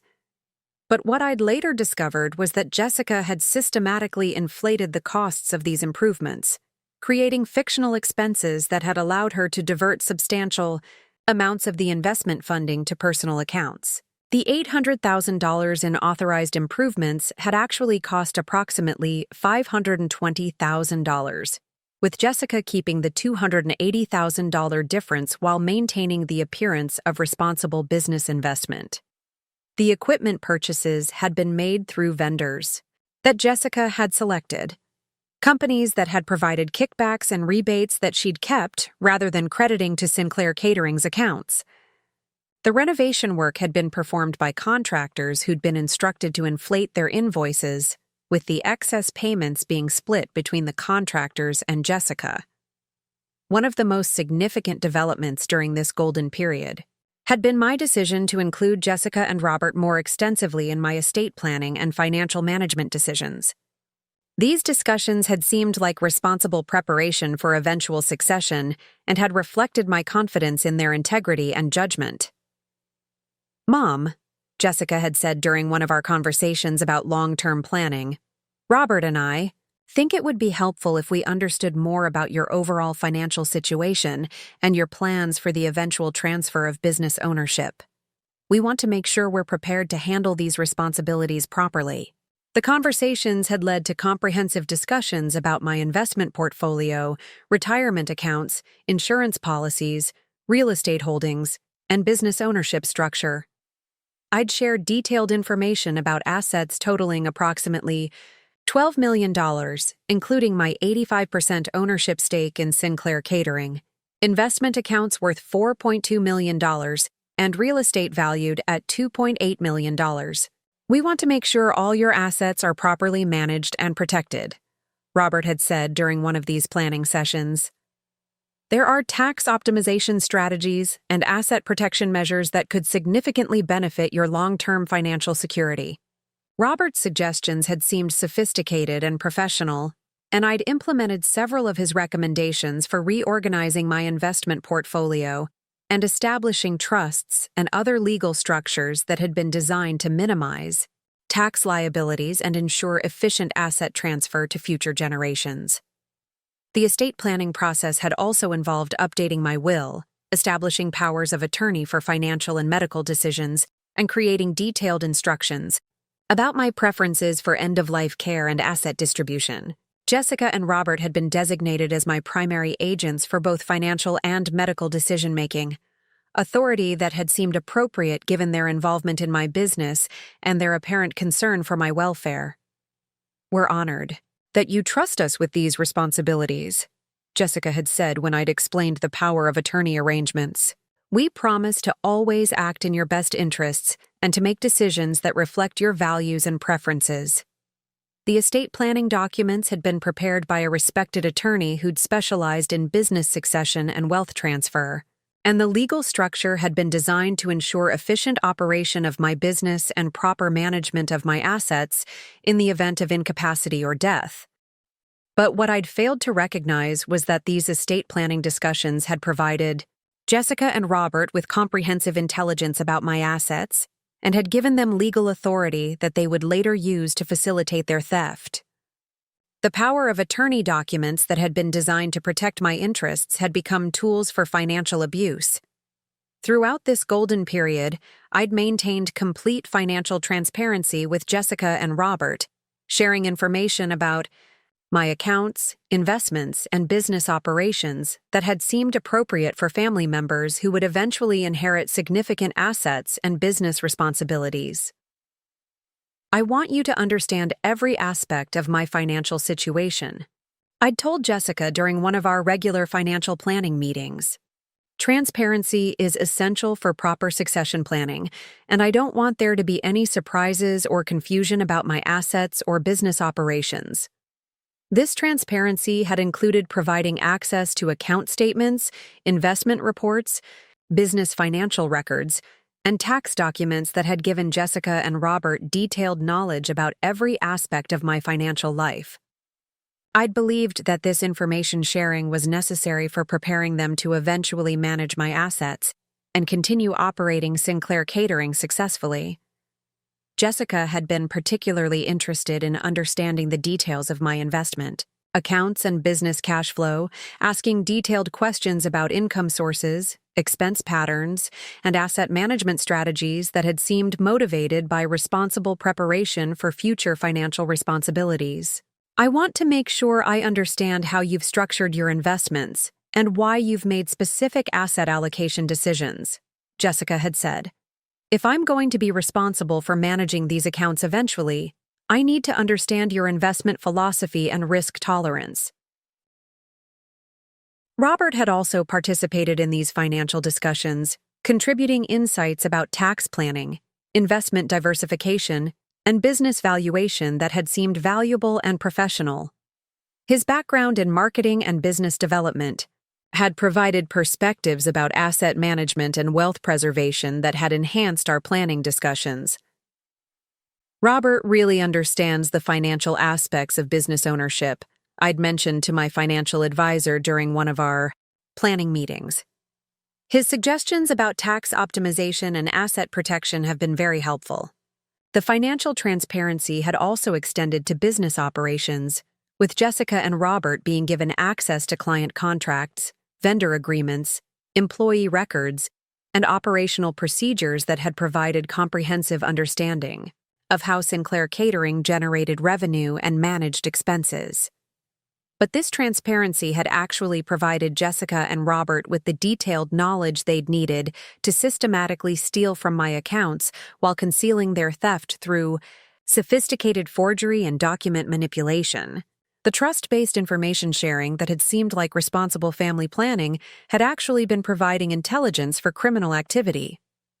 By 2019, my trust in Jessica and Robert had reached its absolute peak, based on years of apparent success, family harmony, and business collaboration that had seemed to validate every positive assumption I'd made about their character and capabilities.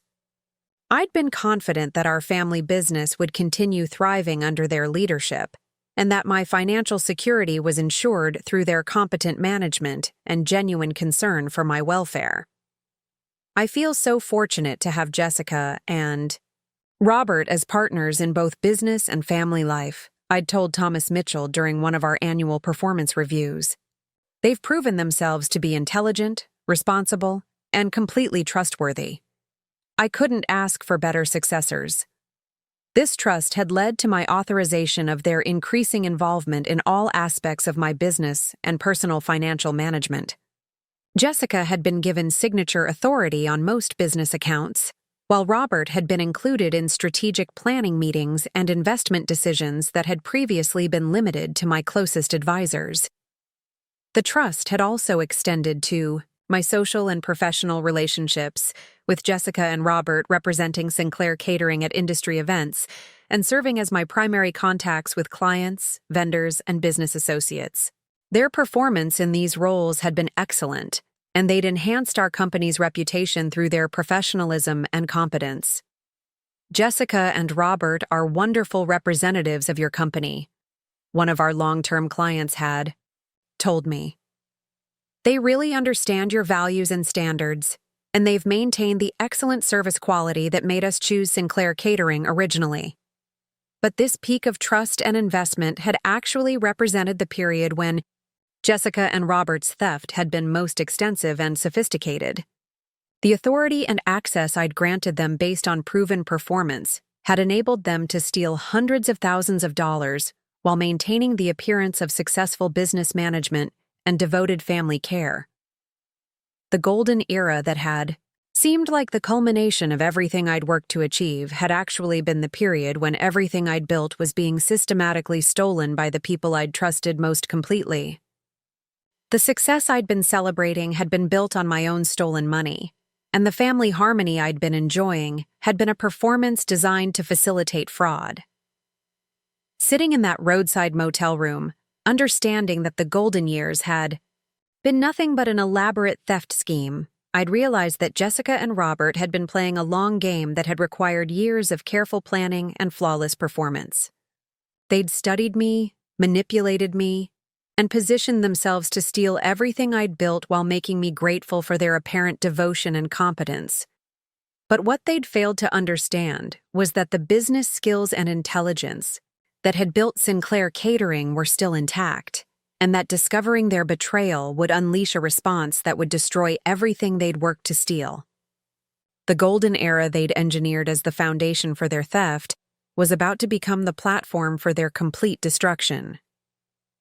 The 70-year-old woman they'd relegated to a roadside motel was about to demonstrate exactly why underestimating someone with nothing left to lose was the biggest mistake they'd ever made in their lives.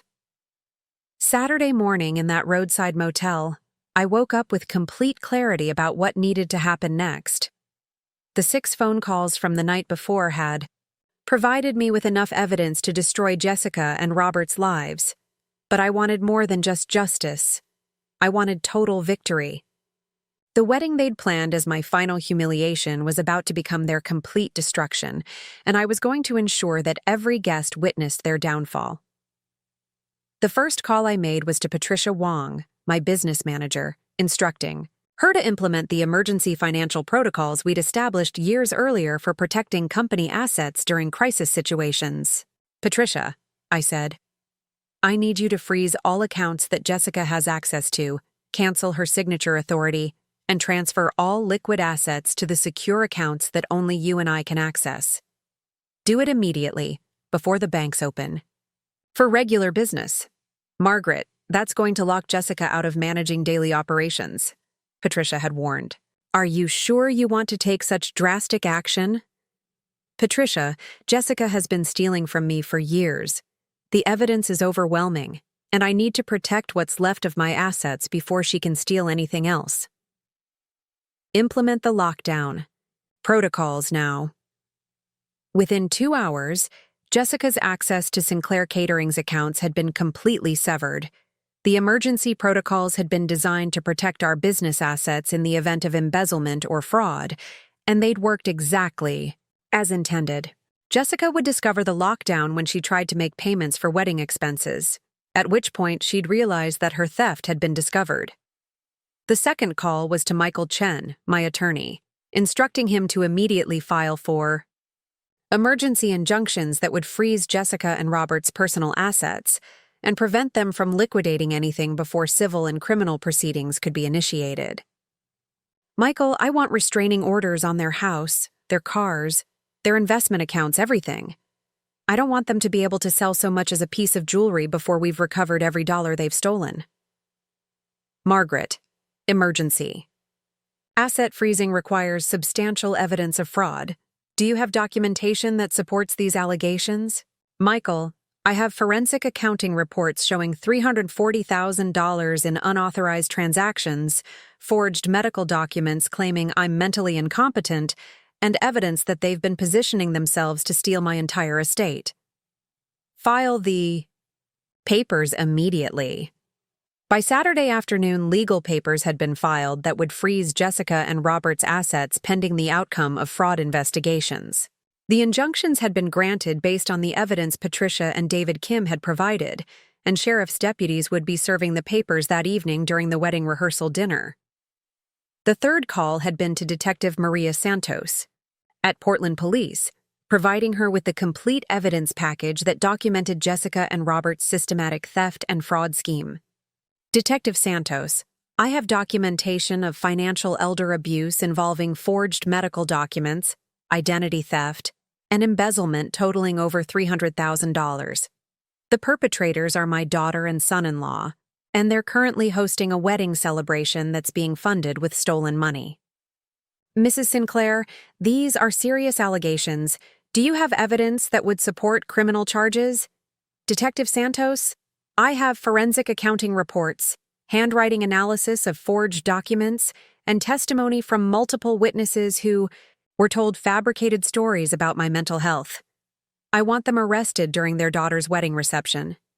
Detective Santos had been initially hesitant about making arrests during a wedding celebration, but the evidence had been compelling, enough to justify immediate action. Warrants had been issued for Jessica and Robert's arrest on charges of elder abuse, fraud, theft, forgery, and conspiracy, with additional federal charges being prepared for wire fraud and identity theft. Mrs. Sinclair will coordinate the arrests to minimize disruption to innocent family members, but your daughter and son-in-law will be taken into custody before the evening is over. The timing had been perfect. Jessica and Robert would be arrested in front of 150 guests who'd been told I was suffering from dementia, providing dramatic evidence that the confused elderly woman they'd been pitying was actually the victim of systematic theft by her own family members. The fourth call had been to Helen Rodriguez, my longtime friend who was attending the wedding and staying at the Four Seasons with the other honored guests. Helen, I need you to do something very important for me. I want you to gather our mutual friends at the wedding and explain what's really been happening. Jessica and Robert have been stealing from me while telling everyone I'm suffering from cognitive decline. Tonight, everyone is going to learn the truth. Margaret, are you certain about these allegations? This seems incredibly serious. Helen, I have documentation proving everything. By the end of tonight, Jessica and Robert will be in jail, and everyone at that wedding will understand that the mentally incompetent woman they've been pitying actually discovered their fraud and destroyed their lives. Helen had agreed to discreetly inform our friends about the real situation, preparing them for the dramatic revelations that would unfold during the evening's events. By the time the arrests occurred, the wedding guests would understand exactly what they were witnessing. The fifth call had been to the Four Seasons Portland, where I'd implemented the most satisfying aspect of my revenge plan. Using my decades of experience in the hospitality industry and my extensive connections with hotel management, I'd arranged to purchase every room reservation that Jessica and Robert had made for their wedding guests. "This is Margaret Sinclair from Sinclair Catering," I'd said to the hotel general manager, someone I'd worked with on numerous events over the years. "I understand that Jessica Crawford has a block of rooms reserved for this weekend's wedding celebration. I'd like to purchase all those reservations." "Mrs. Sinclair, I'm not sure I understand. Are you wanting to transfer the reservations or add additional rooms to the block?" "I want to purchase the reservations outright, paying full rates for all. The rooms, then reassign them according to my own preferences. Jessica Crawford will no longer be financially responsible for any of the accommodations." The hotel had been initially confused by my request, but my long-standing relationship with their management and my offer to pay premium rates for all the rooms had made the transaction straightforward. Within an hour, I'd become the owner of all the wedding accommodation reservations, paying approximately $85,000 for rooms that Jessica had originally booked for $31,000. The reassignments had been strategic and satisfying. Caroline and her new husband James would keep their honeymoon suite. They were innocent victims of their parents' fraud and deserved to enjoy their wedding night without additional trauma. The legitimate guests who'd been honest about my mental state would keep their reservations as planned, but Jessica and Robert's families, friends, and business associates who'd been told I was suffering from dementia would find themselves reassigned to accommodations that matched their opinion of my mental capacity. The relatives who'd been staying in luxury suites would be moved to budget motels. The business colleagues who'd been told I was incompetent would find themselves at Roadside Inn, similar to where Jessica had relegated me. I want them to experience exactly the kind of accommodations they thought were appropriate for someone they considered mentally incompetent, I'd explained to the hotel manager. They'll understand the irony when they're arrested for fraud. The sixth call had been directly to Jessica, informing her that her theft had been discovered and that her arrest was imminent. I'd wanted her to spend the day of her daughter's wedding knowing that her life was about to be destroyed, just as she'd wanted me to spend the weekend humiliated and powerless. Jessica, this is your mother. I'm calling to let you know that I've discovered your fraud scheme, frozen all the accounts you've been stealing from, and arranged for your arrest during Caroline's wedding reception. The silence that had followed had been profound. Jessica had clearly been unprepared for the possibility that I would discover her theft, much less respond so quickly and comprehensively. Mom, I don't know what you think you've discovered, but, Jessica, I have forensic accounting reports documenting $340,000 in theft, handwriting analysis proving you forged medical documents, and testimony from multiple witnesses about the lies you've told regarding my mental health. You and Robert will be arrested tonight in front of everyone who believed your stories about my cognitive decline. Mom, you're confused. We've been trying to help you manage your finances because, Jessica, I am 70 years old, not brain. Dead. I built an $8 million company from nothing, and I have enough intelligence left to recognize theft when I see it. You made the mistake of underestimating exactly how capable I still am. The conversation had ended with Jessica frantically trying to explain away the evidence, but her panic had been obvious. She'd realized that her carefully constructed fraud scheme had been completely exposed, and that the consequences would be devastating. Saturday afternoon had been spent preparing for the evening's confrontation, coordinating with law enforcement, attorneys, and the media contacts who would document Jessica and Robert's downfall. I'd wanted their arrest to be as public and humiliating as possible, ensuring that everyone who'd believed their lies about my mental incompetence would witness their criminal behavior. Detective Santos had coordinated with hotel security and wedding venue management to ensure that the arrests would be conducted efficiently while minimizing trauma for Caroline and the innocent guests. The plan had been to wait until after the wedding ceremony but before the reception dinner, allowing Caroline to have her wedding moment, while ensuring that Jessica and Robert faced justice in front of the people they'd deceived. I'd also contacted Portland's major media outlets, providing them with copies of the fraud evidence and alerting them to the dramatic arrests that would occur during one of the city's most high-profile social events. The story of a prominent business family's fraud scheme being exposed during their daughter's wedding had been irresistible to local news organizations. This is going to be front-page news, the Oregonian reporter had said after reviewing the evidence I'd provided.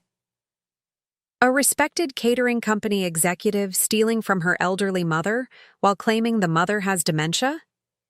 And the arrests happening during a wedding? This is an incredible story. The media coverage had been crucial for ensuring that Jessica and Robert's professional and social reputations would be completely destroyed. The story would reach clients, colleagues, and business associates throughout the Pacific Northwest, guaranteeing that their careers in Portland would be permanently ended. Saturday evening, I'd arrived at the historic Columbia River Gorge Hotel, wearing an elegant black dress and carrying myself with the dignity and confidence of someone who'd just destroyed her enemies completely. The contrast with the confused, helpless elderly woman Jessica had portrayed had been stark and deliberate. The wedding ceremony had been beautiful, with Caroline looking radiant and James appearing genuinely happy to be marrying into what he'd believed was a successful, harmonious family. I'd felt genuine sadness for Caroline, knowing that her perfect wedding day would be forever associated with her parents' arrest and the revelation of their criminal behavior. "Grandma Maggie!" Caroline had exclaimed when she'd seen me, rushing over with obvious relief and joy. "I'm so glad you're here. Mom said you were having a difficult time and might not be able to attend." "Caroline, sweetheart, I wouldn't miss your wedding for anything. You look absolutely beautiful, and I'm so happy for you and James." The conversation had been bittersweet, knowing that within hours Caroline would learn that her parents were criminals and that her grandmother was not the confused elderly woman she'd been told to pity. The wedding she'd planned as the celebration of her new life would become the moment when her family's lies were exposed. Jessica and Robert had been visibly tense throughout the ceremony, clearly aware that their arrest was imminent, but unable to leave without creating suspicions that would have made their situation worse. They'd been trapped by their own wedding planning, forced to participate in a celebration while knowing their lives were about to be destroyed. "Margaret," Robert had approached me after the ceremony, his voice tight with barely controlled panic. "I think there's been some kind of misunderstanding about the hotel arrangements. Jessica tried to make some payments this morning and had trouble accessing the accounts." "Robert, there's no misunderstanding. I've frozen all accounts that Jessica had access to because I've discovered her theft. The hotel reservations have also been reassigned to reflect my preferences rather than hers." Robert's face had gone pale as he'd realized the scope of my response to their fraud. The systematic theft they'd planned as my gradual destruction had been turned into their immediate devastation. The arrests had occurred exactly as planned during the cocktail hour before the reception dinner, in full view of the 150 guests who'd been told I was suffering from cognitive decline. Detective Santos and 4 other officers had entered the reception area with warrants for Jessica and Robert's arrest on multiple felony charges.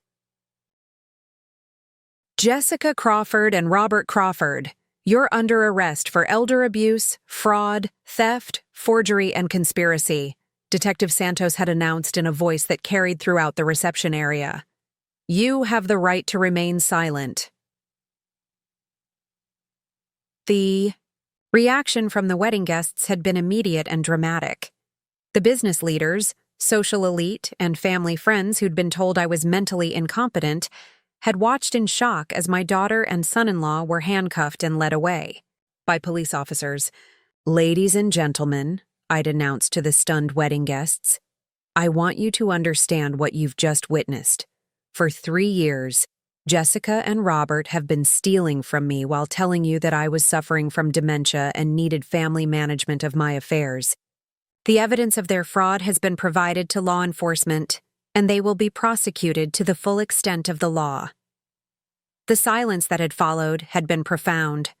The respected business couple who'd been praised for their devoted care of a confused elderly relative had been revealed as criminals who'd been systematically stealing from their victim while destroying her reputation. The confused elderly woman you've been pitying for months actually discovered their fraud, documented their crimes, and arranged for their arrest during the event they planned as my final humiliation, I'd continued. "I am 70 years old, not mentally incompetent, and I am perfectly capable of protecting myself from people who try to steal from me." Helen Rodriguez had been the first to respond, approaching me with obvious emotion and remorse. "Margaret, I am so sorry. We believed Jessica's stories about your health problems, and we thought we were being supportive by accepting their explanations for your behavior.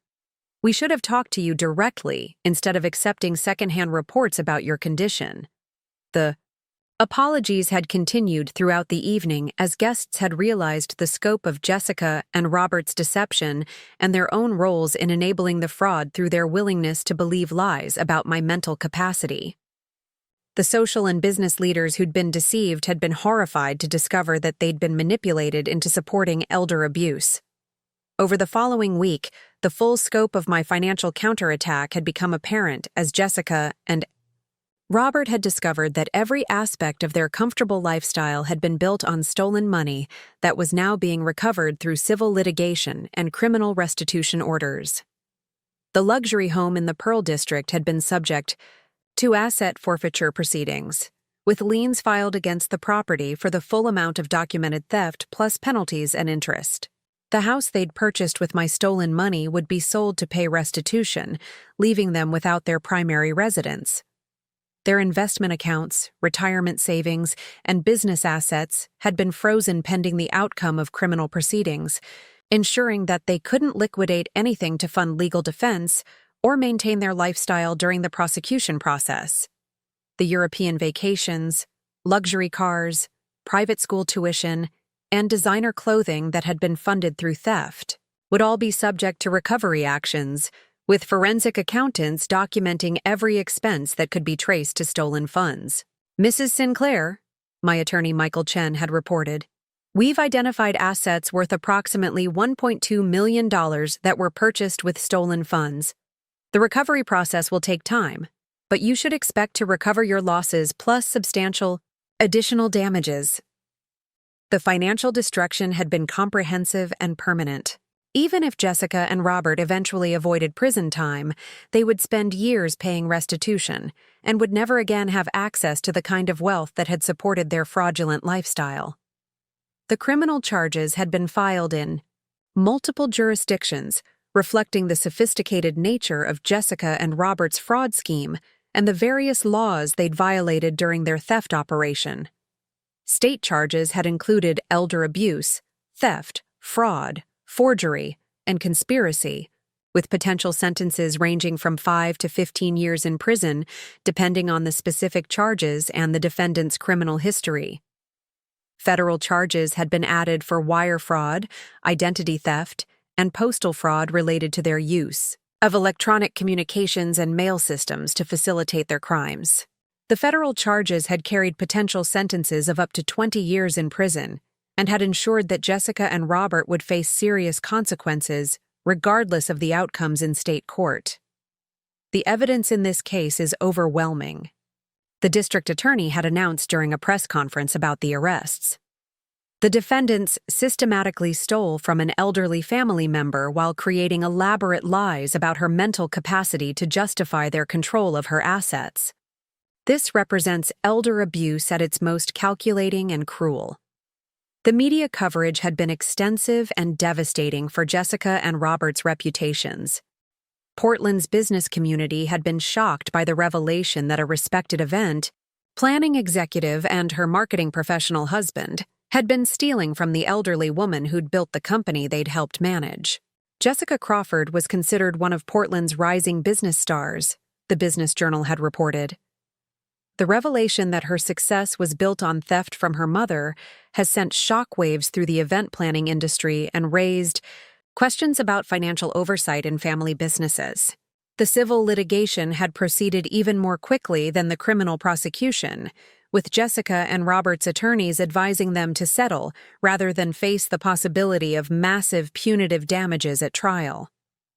The settlement had included full restitution of documented theft, punitive damages equal to 3 times the stolen amount, payment of all legal and investigative costs, and permanent restraining orders prohibiting any contact with me or interference with my business operations. "Mrs. Sinclair," my attorney had explained, "the total settlement amount is $1.8 million, which represents not just recovery of your losses, but substantial punishment for the defendant's criminal behavior. They'll be paying you money for years to come." The settlement had also included provisions requiring Jessica and Robert to publicly acknowledge their fraud, apologize for their crimes, and cooperate with any future investigations into their financial activities. The public acknowledgement had been particularly satisfying, forcing them to admit their lies about my mental capacity. "We acknowledge that Margaret Sinclair is and has always been mentally competent," their public statement had read.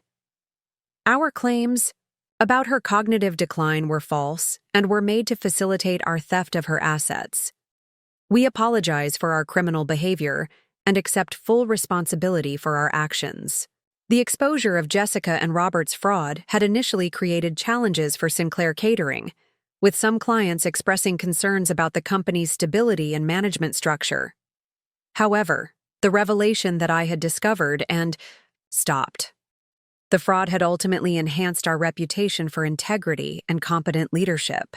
Mrs. Sinclair's response to her family's betrayal demonstrates exactly the kind of intelligence and determination that built Sinclair Catering, one of our long-term clients had written in a testimonial. Her ability to identify and stop fraud shows that the company remains under capable management. Thomas Mitchell had stepped up to assume greater operational responsibilities during the transition period, working with Patricia Wong to ensure continuity of services while I'd focused on legal matters and business restructuring. Margaret, this crisis has actually demonstrated the strength of the systems and team you've built, Thomas had observed. The company's operations continued smoothly even during the fraud investigation, which shows that Sinclair Catering is much more than any individual person. The business had also benefited from the media attention surrounding the fraud case, with several new clients contacting us specifically because they'd been impressed by my response to the crisis and wanted to work with a company that was led by someone with proven integrity and competence.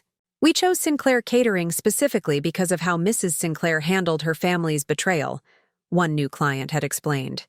Anyone who can discover and stop sophisticated fraud while protecting her business interests is exactly the kind of person we want managing our events.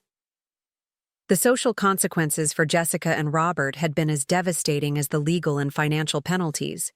Their arrests during Caroline's wedding had been witnessed by Portland's social and business elite, ensuring that their reputations were permanently destroyed throughout the community where they'd built their careers.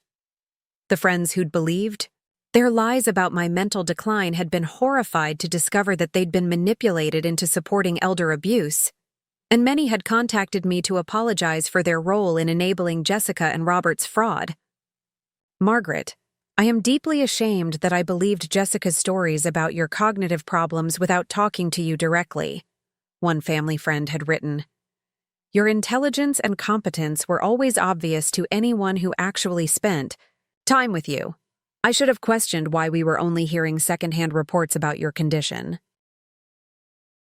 The business community's response had been equally satisfying, with Jessica's professional reputation being completely destroyed by the revelation of her criminal behavior. The event planning executive who'd been celebrated as a rising star had become a cautionary tale about the importance of ethical business practices.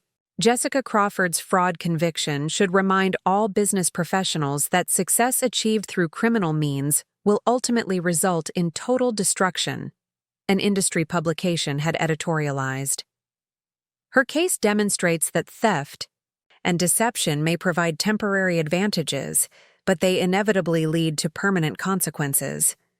Robert's marketing career had been similarly destroyed, with his employer terminating his position immediately after his arrest and his professional licenses being revoked pending the outcome of criminal proceedings.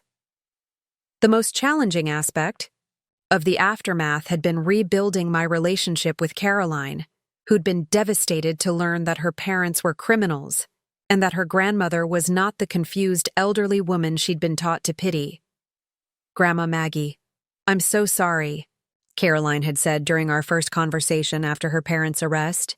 I believed Mom's stories about your memory problems, and I treated you like you were incapable of understanding what was happening. I should have talked to you directly instead of accepting what I was told.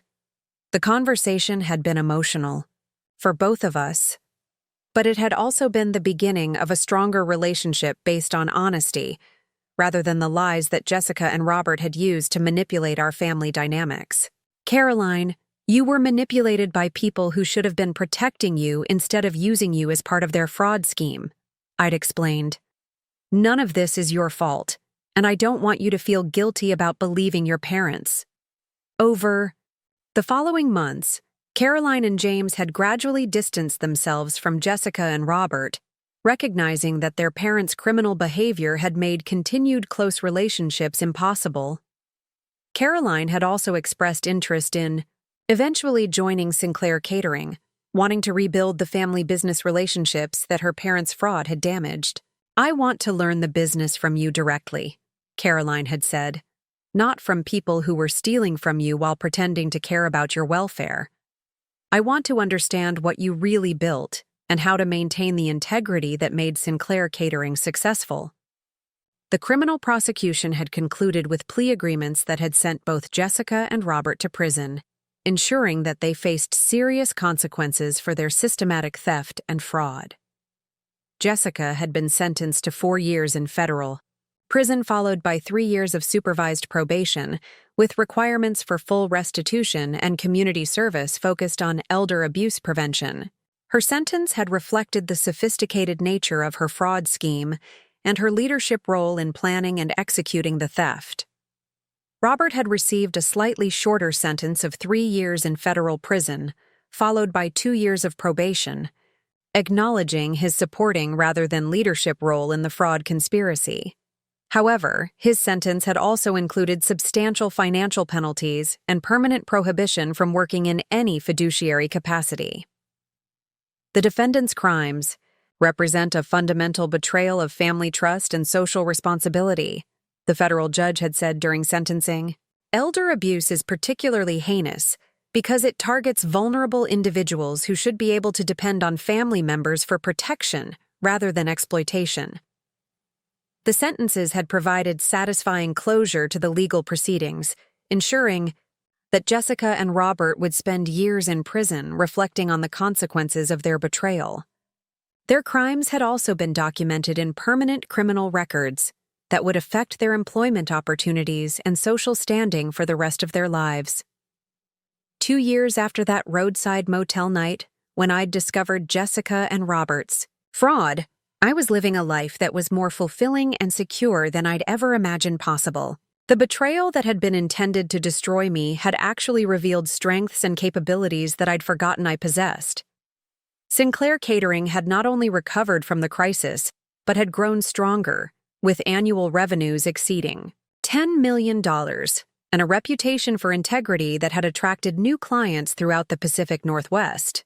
The company's success had been enhanced rather than damaged by the revelation that I'd discovered and stopped fraud, demonstrating competent leadership and financial oversight. Mrs. Sinclair has proven that age and experience are advantages rather than limitations, a business profile had stated. Her response to family fraud demonstrated exactly the kind of intelligence and determination that built her company and that continues to drive its success. My personal life had also been transformed in positive ways, with new friendships and social connections that were based on mutual respect rather than family obligation or business relationships. The crisis had eliminated relationships that had been built on deception while strengthening connections with people who valued integrity and honesty. The financial recovery had exceeded my expectations, with restitution payments, civil damages, and continued business success providing more wealth and security than I'd had before Jessica's theft. The assets that had been stolen were being returned with interest and penalties that had actually increased my net worth. Most importantly, the experience had provided profound personal satisfaction and empowerment, proving that age didn't mean helplessness and that intelligence and determination could overcome even the most sophisticated betrayal. "I'm often asked how I found the strength to fight back against my own daughter," I'd said during a speech to a senior citizens group about elder abuse prevention. "The answer is that the strength was always there. I just had to remember that being 70 years old means having 70 years of experience dealing with challenges and solving problems." The story of Jessica and Robert's fraud and my response had become a case study used by law enforcement, legal professionals, and elder advocacy organizations to educate people about financial abuse prevention and response strategies. Mrs. Sinclair's case demonstrates that elder abuse can be successfully identified and stopped, but only if victims have the courage to fight back and the resources to pursue justice, Detective Santos had explained during a training seminar for fraud investigators. Her response shows that age is not a barrier to effective self-protection. The case had also inspired other elderly victims of financial abuse to come forward and seek help, with several successful prosecutions being initiated based on evidence and strategies developed during my legal proceedings. Margaret Sinclair's victory has encouraged other seniors to recognize that they don't have to accept financial abuse as inevitable, an elder law attorney had observed. Her case proves that fighting back is possible and that justice can be achieved. But beyond the legal and social impact, my story had become a personal testament to the power of refusing to accept victimization and the importance of maintaining independence and dignity regardless of age or circumstances. If someone in your life is treating you like you're disposable, remember my story, I'd concluded in interviews about the case. Remember that respect isn't optional, that trust once broken cannot be rebuilt, and that people who underestimate you based on your age might be making the most expensive mistake of their lives. You're never too old, never too trusting, never too dependent on family relationships to fight for what's rightfully yours.